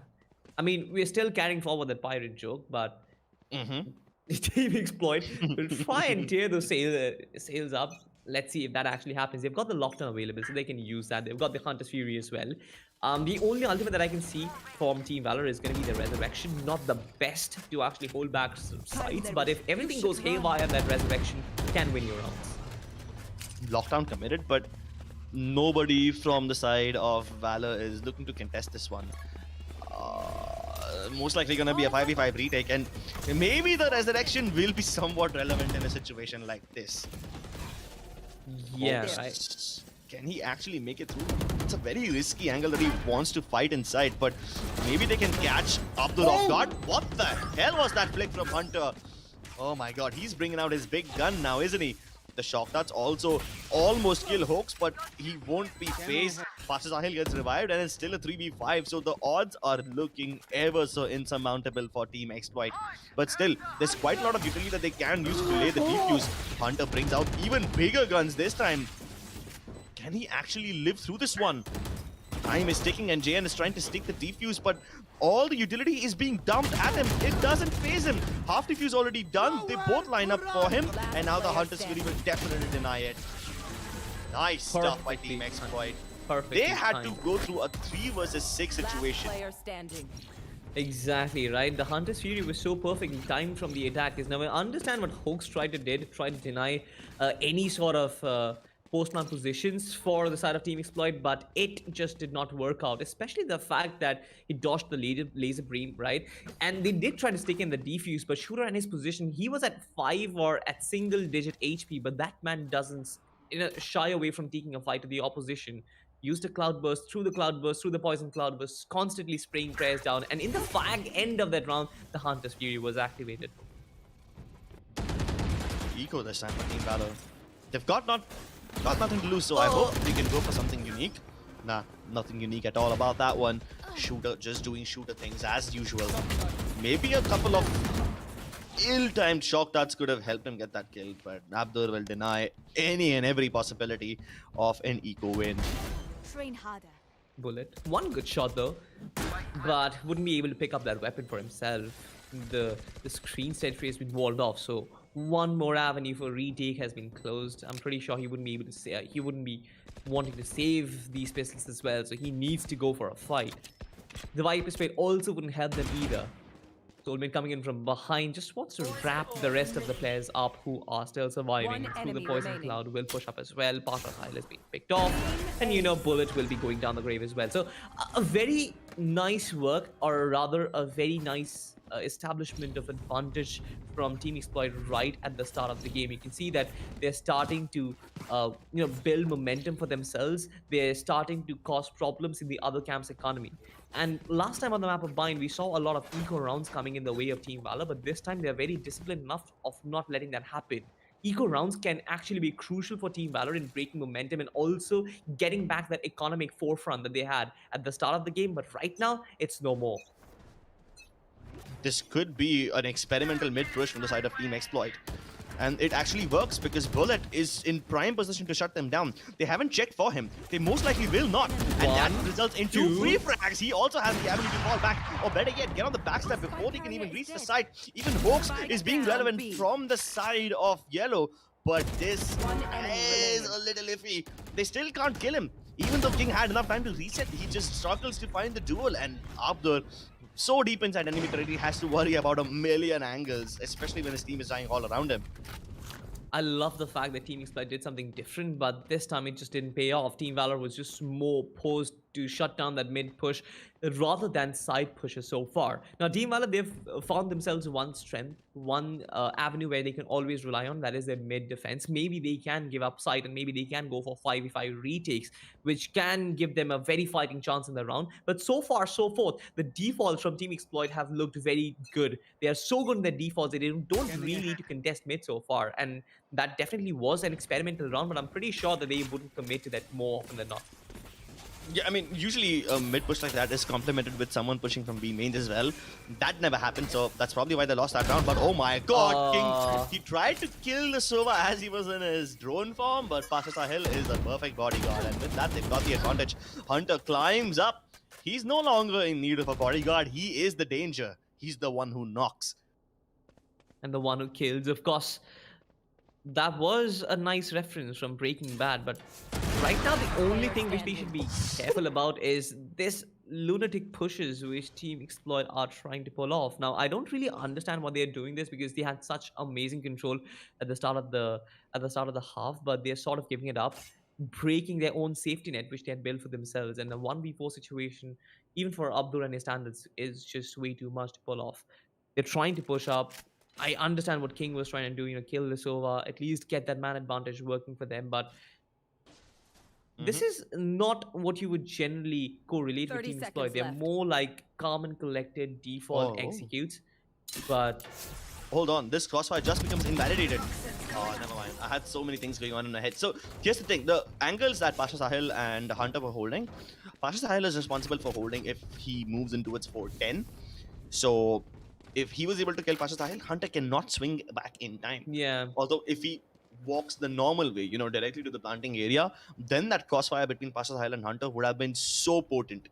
It's interesting how in certain situations that crossfire can be extremely deadly, but if he pushes from the other side of 410, like towards the screen side, then they end up offering him 1v1s, and that could have resulted in such different scenarios because he was just 1 point away from his ultimate. And because he died, he has the resurrection available now. So Shooter can gladly go for those risky peaks. And even if he dies, he's gonna get resurrected. Because he takes a bullet to the face, but Hoax does get traded in return. JN is in desperate need of backup, and the cavalry has arrived over here. But he's got no dash to get back to safety. He just has to jump his way, and he doesn't get shot. Shooter does come back online, but that's not that big of a problem now because at least Team Valor know exactly where Team Exploit is positioned. So do they wrap around them, or do they hold their ground? Exactly right. They've got the Viper still towards the A side. They're still adamant enough of peeking JN, and they pay the price for it. They've dropped a body. Yeah, I guess that's it. I guess that is what it is. But you've got to face it. You know what happens when I don't think that's his own teammate though. I think the Killjoy died right there. His own teammate is over there, right? I mean, that's what happens when you tell your teammate, don't peek, they have an op, and they peek nonetheless. The same angle from Bullet, and he still gets away with a kill. Like, nobody checks this angle or what? This is the third time he's getting away with murder. 30 seconds left. Yeah, exactly, right? The third time nobody has checked up Tube, but so far, Shooter has actually pushed up in a dangerous territory. Up against JN with an operator, I guess he will be tunnel visioned of not checking that very low angle. They're still trying to walk up their way right underneath where Hunter is. Actually, sound peak will be given, but as soon as I say that, there are trades happening. Team Exploit, they found a chunk of space for themselves where they can plant, but this shorty can be devastating. JN just walking up to them, right next to them, and last round wishing them good night, maybe? I don't know what was that, but yeah, a shorty kill, beam kills, for sure, for the Reddit threads. Yeah, a double kill with a shorty too. Just 1 bullet each. You don't get to see that on an everyday basis, especially not in a tournament like Gauntlet. But Absolutely. Here, there was just so short pressed on time. They just had to throw caution to the wind and go for the plant. I thought Hunter could have denied that round all by himself, considering they never checked his position on top over there. And they were like, what, 12, 11 something seconds left? So they would not check every angle. And things would have been so different if he killed the Viper right at the start, but JN does equalize things. Both the drones waving hi to each other as they fly by, but the lockdown being committed does make things a little time pressed. The turret, it does spot him, but I think Bullet can get the kill onto HSB before that. Isolated Maybe. duel, no trading potential over here. Folks coming in also to support him, but HSB lands both of them up. This is nice work. Jen still trying to make a difference, but Team Exploit will push through, and the site has been compromised. There's no way Pasha Sahil is bringing this back. He's got full HP for himself. He's also got a snake bite to work with. This is too much to work. Ouch. And Shooter, this man, I don't know he's got spidey sense or not, but this man is definitely beyond perfection at this point. I don't know Epitome about epitome of reflexes? yeah. Skill? I mean, I don't know about Spidey sense, but he definitely has cat-like reflexes. And about HSB, what on earth was that? I just said that there's no trading potential. There's nobody to help out HSB. He's about to get double peaked. On paper, he should have died. What does he do? Flicks to both the Sage and the Reyna. Like, what? That kind of stuff, nobody can explain. See, Yeah, that's just right? pure goddamn skill. Exactly, and Team Valor sort of banked upon that backstab. The entire strategy, the entire game plan that round was that you get the backstab, you get the KJ as well, and maybe the frontal offense will actually work through as well. But that doesn't really work. HSB brings everyone back. Speaking of taking back, Shooter. That shot was nutty as well, and he gets away with murder. That's man advantage established right at the get-go, and Team Valor has been discouraged from pushing up the A side. Shooter is here, guys. You gotta go to the other side. Yeah, and what do you do in the situation like these? I mean, on paper, Valor are not doing anything wrong, but when HSB and Shooter start hitting shots like these, you have to respect the amount of firepower they bring to the table. Speaking of firepower, where do they take the firepower? They still got Here. 4 players up and running. They can still try and double down on a single side or maybe even go mid. But that's not happening so far. They're trying to run down the clock. And we know the Team Exploit kind of paid up for it. You remember one of the penultimate rounds of the first half where they tried to run down the clock, and the end of it all, they got taken down by a double shorty kill. They've got to run down the clock for some time, but they've also got to make sure they get some sort of information on the back of it, or at least they have enough time so they don't rush in for the plant. Yeah, 30 seconds is enough time to plant, and given that they've already sneaked up over here, they can go for it. Snake bite to just cause them a little bit of damage, but I think they can tank it and try to break that barrier orb. Hold on, if this barrier orb breaks, then they won't be able to plant. Yeah. Oh no, Shooter, he's still hitting shots and he's on a rampage. Somebody stop this man. Flawless. Doesn't he scope always? You know, Krebs, I mean, we always associate Shooter with those nutty shots from the operator. This man, he also has a hand cannon which screams confidence, and this man has no shortage of confidence whatsoever. Always taking the lead. Now, this was really important, right? We ended the half at 7-5. The pistol run was quintessential for Team Valor to even make a comeback, but Team Exploit deny that. And now they've got Economy, now they've got Ares as well up on board. I'm pretty sure the rest of the players will also sort of buy in some sort of weaponry or even shields or utility to deny Valor even more rounds. If it goes to 5-9, Team Valor, the task for them would be exponentially difficult, because breaking that momentum, breaking that economic advantage that Team Exploit will have built up is going to be so difficult for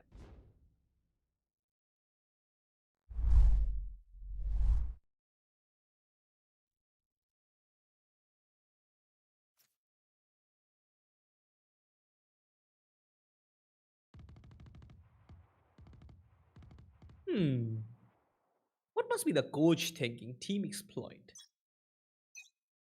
I mean, I would love to be a coach myself one day, but considering the fact that I'm bronze or silver, I'm still trying to probably get my Valorant rank higher up. I guess Oh, really? no team would actually hire me as a coach.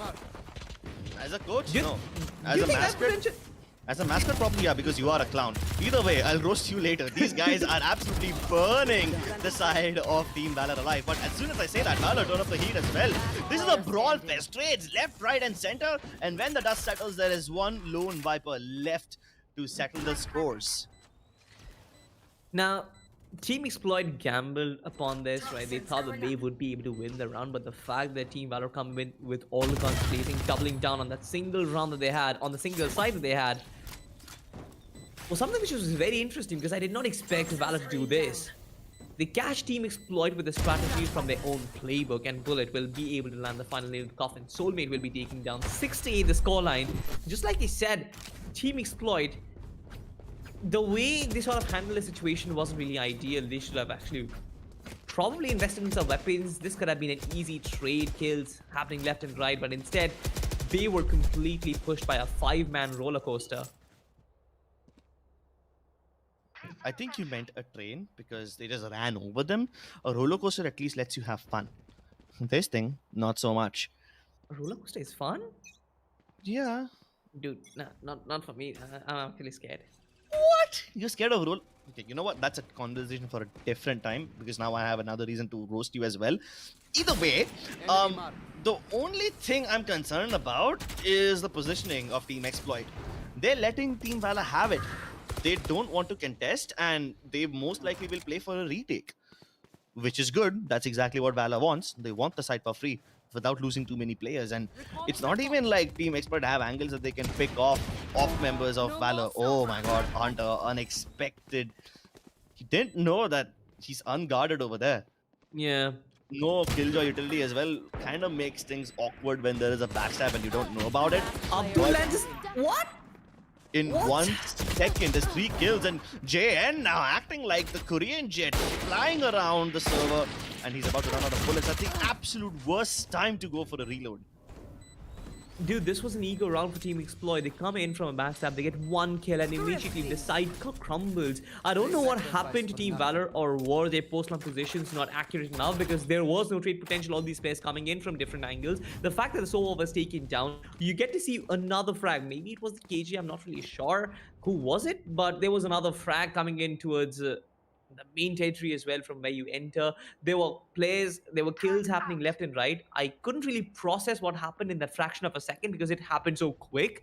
But one thing is for certain, Team Exploit winning that eco round gave them so much money that they can buy and operate right now with still some money in the bank. Yeah, I mean, they probably didn't let Team Valor get into the decent first-round positions.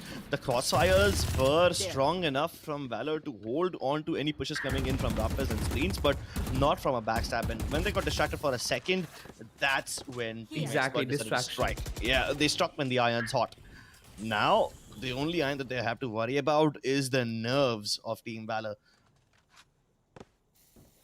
Nerves. Speaking of nerves, Team Valor, Plant the spike. they're trying to test the patience of Team Exploit. Now, this is something which I like, right? Slowly trying to make your way forward. This is something which is very tactical and something which I can speak a lot on. But the fact that HSB is holding this angle is so crucial. 1 player down, but immediately 2 back. Team Valor, they win so much, and now they win even more because the resurrection is up and running. Abdur can actually cause a lot of difference, but a lockdown has been invested, so he needs to move in quick. Oh, missed opportunities over there. But at least they regain control of the ace site. And with all this time taken out, there's no option of them falling back either because Shooter is watching the crossing. They have to go towards the ace site. And this time, there's 2 people here to stop them. Nanostorm grenades, probably to boil some more time down. And they're running the 30 clock. seconds left. Oh no, but this is so Shooter. crucial. Shooter has already moved away from mid. And now they don't know that Valor are hightailing towards the B site. Exactly. There's nobody checking that angle. Of course, the spike will be planted, and I'm pretty sure Team Exploit need to let this round go because there's no way they're contesting for this. 10 seconds 5v3, an operator up on Spike line, a down nanoswarm B. does take down a life from Bullet. That's nice for King. That's sort of a healthy kill that he would welcome every day, but what can they do potentially right now? Will they push forward for this 3v4 retake? They don't really have a lot of utility or a lot of ultimates to actually make use of. Sahil will stop even that because he's coming in from oranges. And the only little cover that Team Exploit has will also be taken away from them. Now they have to focus on one of these players and they decide to focus towards Sahil. King gets the half defuse, but he's boiling inside this snake fight. Can he actually figure out where JN is? He pre-fires that corner. He knows exactly where the last player is, but does he have what it takes? Oh. Not today. Could have gone for the stick, I guess. It was half defused. I think Pasha Sahil, even if he had even if he made a run for it, he would reach it in time. Or maybe that's just my thinking imagination. But 7-9, and this game is just way too close for comfort. Team Exploit. I mean, the fact that they gave away kills, even after having the man advantage established, that sort of kind of made problems for them because they couldn't really handle the pressure. Resurrection was up and available, and the man advantage was way too steep for Get out them. of my 3-5 never really happening. HSB pushing forward. Team Exploit trying to be really aggressive at this point. Maybe getting back to the original flavors. I mean, for a second, the coach had horns, and the next second, he had bunny ears, which is very indicative of Team Exploit. They are the devil incarnate with the maneuverability of a rabbit, and this time they get back with a manatee. With HSP down, that's your only recon character in the grave. I don't understand why HSB had to push of all people. Maybe Shooter could have gone through because he actually has a bigger gun and he can, fall back as well, considering he's the jet. But now that Valor have got this early pick, they will be even more patient. They know the Team Expert will try something or the other. And even if they don't, they got enough time. They can always gamble on those 30-second pushes once again because it worked for them the last time. The fact that Hawks is still trying to hold back the B side kind of enables them to protect for any sort of backstab coming in. Soulmate will be discouraged from pushing up, and if Soulmate actually gets taken down, that basically means that the B side will be completely open. Shooter brings one back onto JN, and Hawks is still pushing forward. The spike travels towards B now, but at least he's got reinforcements. KJ, that is going to be the king. He is traveling elsewhere, but Soulmate doesn't really mind because he can actually take both of them now. And now King comes in as well. The Viper's been denied. Hunter brings one back, but how far can he go? Not much. That was such a nice bait and switch from Team Exploit over there. Soulmate hiding behind yellow, knowing that if they check him, he's going to die. But because they have a short press on time, they start to move in quickly enough without really trying to check for Soulmate's position. And then the moment they find him, even Kin comes in to help him out. Bro, someone tell him to stop using Snapchat. Who uses Snapchat in 2022? Maybe. The coach from Team Exploit does. I mean, he looks comfortable. He looks sly as well. But Team Exploit, to be honest, their positioning in this game looks really solid. The recon will be broken, but Shooter needs to find a frag for himself. His position will be checked by the Owl drone, but Abdur probably denies that. Did they check him? Even if they check him, I don't think that's going to discourage Shooter from being over there. What? Bro, if I get hit like that, I'm not even going to be mad. That was a damn good shot, and even JN will acknowledge that. Repositioning towards the top of zipline tower, and he doesn't even need to come online. It's HSB doing most of the heavy lifting, and now Shooter strikes once again, decimating the forces of Team Valor before they can even set foot into the site. Yeah, Pasha Sahib. Now, of course, one by one, Shooter is just gonna shoot people down, gun people down. There is a backstab available as well. Pasha Sahil, the only remaining survivor, will not survive. Team Valor has almost been extinguished in this round so far. And the prime reason is Shooter, right? His unorthodox pushes has always caused problems. And every single time Team Valor are trying to execute this A side, they have multiple problems to deal with. First of all, will be Shooter, right? They've got other players trying to push up. This time it was HSB as well who was pushing up in an unorthodox position. And they had no recon available. Shooter brought this back single-handedly. I have to disagree on the fact that it's unorthodox. They know that Shooter will push pipes every time, but they just can't do anything about it. But he's been unpredictable. He's changing positions every now and then. Yeah, but there's only a limit to how much he can change. It's either pipes or it's either the server box. There's not too many positions that Shooter can push from.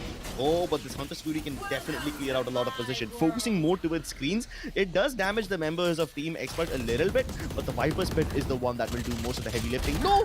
Pasha Sahil gets killed! That's the Viper's Pit down! And now it's time for Team Exploit to shine once again. Shooter showing us what he's made of, and it's HSB who's holding this like a fortress. Man, that's scary. Match point. Dude, would have loved to see the POV from HSB, that quad kill. I have no idea how he pulled that off, but at least the kill feed showed us that he did. Shooter coming in from the backstab was also very, very crucial over there. But just like you mentioned, the fact that the Viper was taken down right at the start when they deployed the Viper's Pit was the changing moment. And right at the get-go, it seems like Team Exploit, they're just one step away from winning this game. Not just the map, but the game itself. Yeah, they are indeed. And Shooter and HSB want to drive this home run out of the park. Look at the read. right? Shooter, he kind of predicted that this would be a mid push coming in from Valor, and it is, but Shooter did get taken down. A massive advantage for the attackers. Now, the defense is split into 2-2, but they've got only one player towards an A site, and I can see the Viper still treading forward. The spike has been left behind. No matter what they achieve in this mid area, they still have to retrieve the spike. Jane gets up, dude. That's another man down, but HSB brings another back. And all these frags are going down in different parts of the map. And while Team Exploit are busy defending the B side, the spike is still lying outside of A. So I don't know what do Team Valor hope to accomplish over here, because they might be able to get into the positions, but they can't use it. At least they can get the kill. So that does make things a bit easier. HSB has been spotted. That's information relayed, and now they don't even need to go towards the A side. He can just carry the spike towards A, and his remaining teammates will hunt HSB down. Poor guy. I mean, Team Valor, even though this was a very risky round, it kind of felt like a comedy of errors, because every single time there was like a backstab to a backstab, and all the players in different directions going in for different duels in different parts of the map. But the fact that they left the spike down and they won the round only on the back of their trade potential is something which you can't really rely on every single round. It's good that they got back one round. It's good that they kind of retrieved some economic damage which Team Exploit did, but now they have to focus on the defaults once again. Yeah, I mean, it's not sustainable, like you said. Trades were great, but now that one side has been locked out by the Viper's Pit, Valor will be forced to either challenge on B or do something with mid. I mean, if they're brave enough, they can still go away, but I don't think that's going to happen.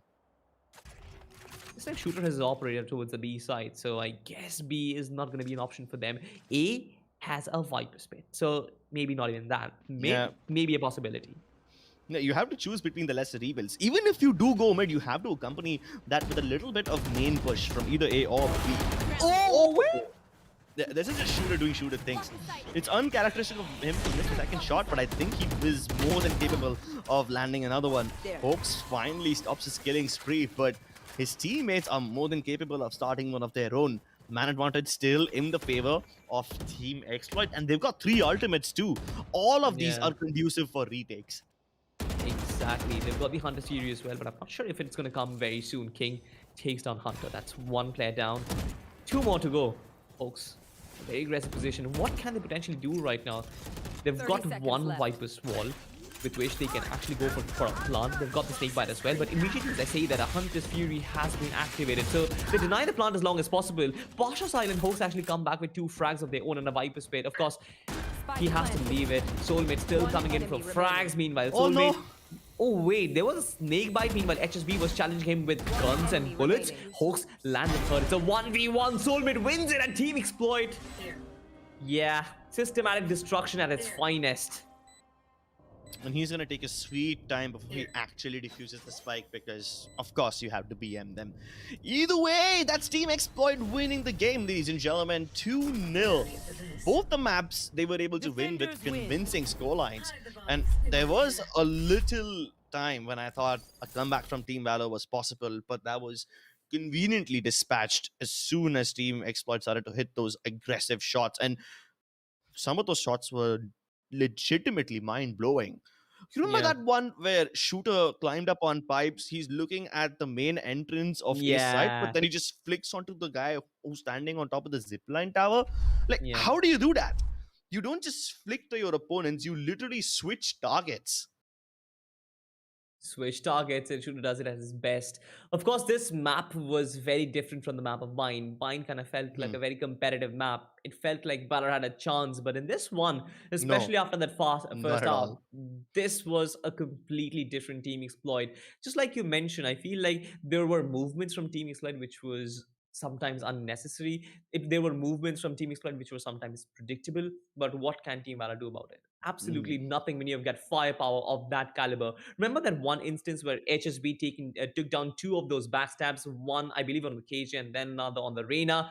This was pitch perfect, and let's just relive those moments once again through the highlights, because there were some nutty shots, right? I don't really think there was some completely out of the world counter-stratting happening on this game. It was just good shots happening left and right. There were proper defaults coming in from Team Exploit, there was a lot of competition going on in the first 4 rounds. I must admit, Team Valor with their force buys, they were constantly putting up pressure. But as soon as Team Exploit got the momentum in their favor, they just never seemed to leave it. Oh yeah, the momentum was something that they never let go of. And they were doing so many things to stop Valor momentum from building up either, right? They never let them get comfortable. If Valor are trying to plant on the back of a barrier up, then they'll throw the snake bites and the shock darts to delay the plant. Or Yeah. if not delay the plant, at least delay it long enough for the barrier up to be broken. And then they have no safe avenue to fall back with. So that was the constant theme of the first half. Team Exploit using the utility in post plant to make Valor extremely uncomfortable. And Valor also tried some new things, but every time the spike went down, Valor was very, very hesitant to retake. And for good reason, too. The retakes were just so difficult. The only time Valor was actually able to win when they were striking first, when they were stopping the round from going into the bag of Team Exploit by denying the spike plant itself. And that's the only win condition because once the spike is planted, nothing can come out of it. Exactly.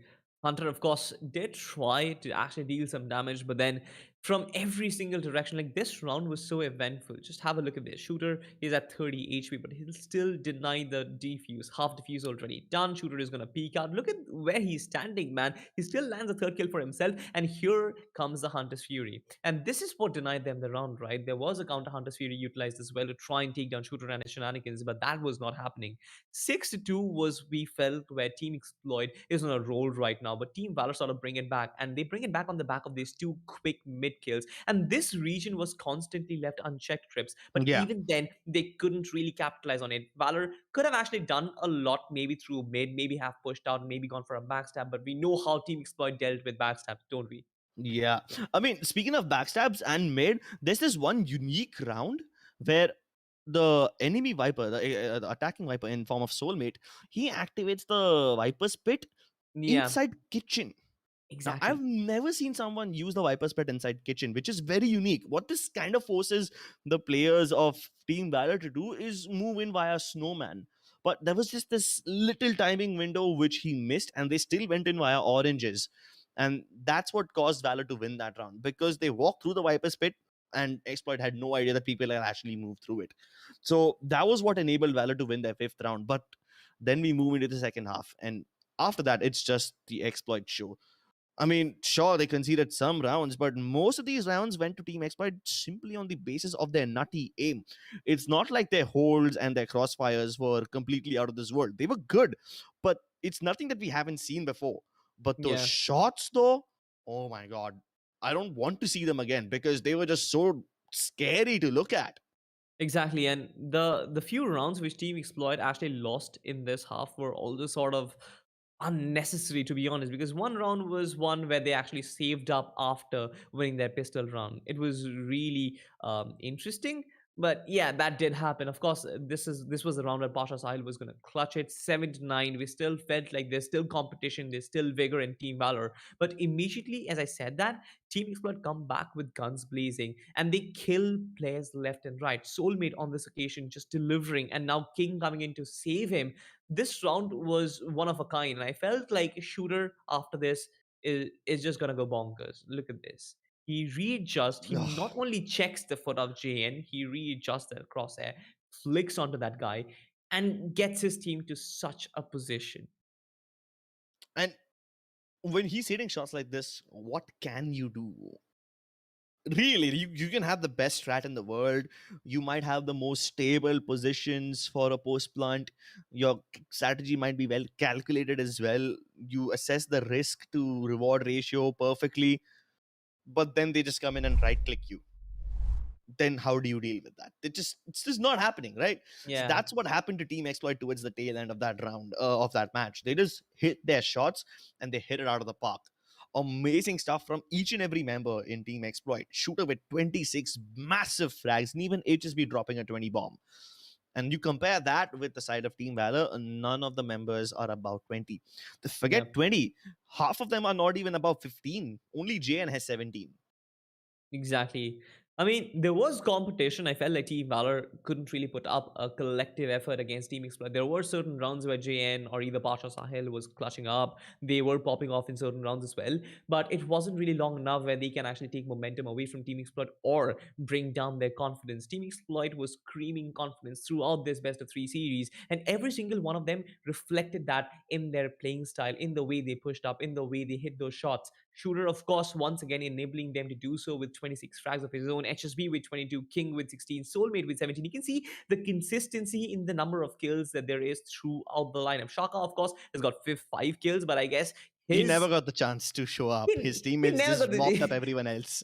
exactly. He was like he was holding the healing orb right behind them, and he was like, "All right, guy, you need a heal. Okay, I'm gonna give you. You need a resurrection. I'm gonna give that to you as well." And also with his barrier orb and ice orb, I feel like he was doing a lot of heavy lifting, especially in the attacking half. But that was about it, ladies and gentlemen. Team Exploit take this series in convincing fashion, in a very dominant fashion against Team Valor. We thought it would be a three mapper, but nah, that's not happening. Team Exploit, they've got other business to take care of, and they finish off this one very, very quickly. What a game it has been so far, Crips.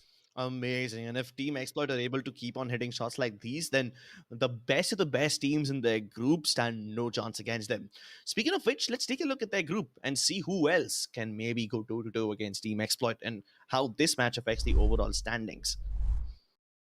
Yep, they will retain their unbeaten streak. Of course, in the gauntlet right now, 3 wins and 6 points. The only probable competition that they have is going to be Reckoning Esports, who themselves have an unbeaten streak to worry about. Now, 3 teams being unbeaten in the group, of course, one of which will be taking down. I'm just waiting for this game to begin, Reckoning versus Team Exploit. And I have no clue what that game is going to bring us. But you've got True Rippers following up close behind. They've got a 2-1 record, 4 points to work with. FS again, they've got 3 losses, Scripts, but they've taken up 3 points from every single one of those losses. We've established this fact that if you actually get 7 map wins in every single match that you play, you might have a very strong chance of qualifying because you'll land up with 7 points.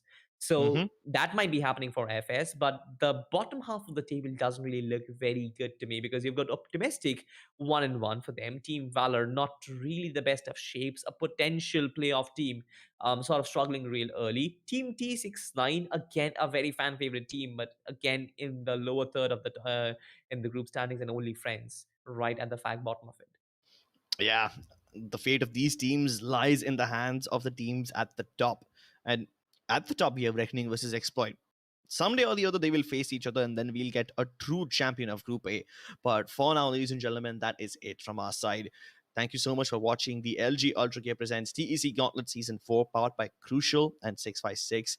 We'll see you again tomorrow, and make sure that you subscribe to the channel and hit the bell icon so that you never miss another update when we go live. We have tons of Valorant action waiting for you this month, not just in form of Gauntlet, but several other tournaments like Zotac Cup and a surprise tournament, which I won't spoil about now, but you'll hear about it soon enough. Either way, ladies and gentlemen, thank you so much for tuning in once again. My name was Crips, and with me was Salty. We'll see you again next time.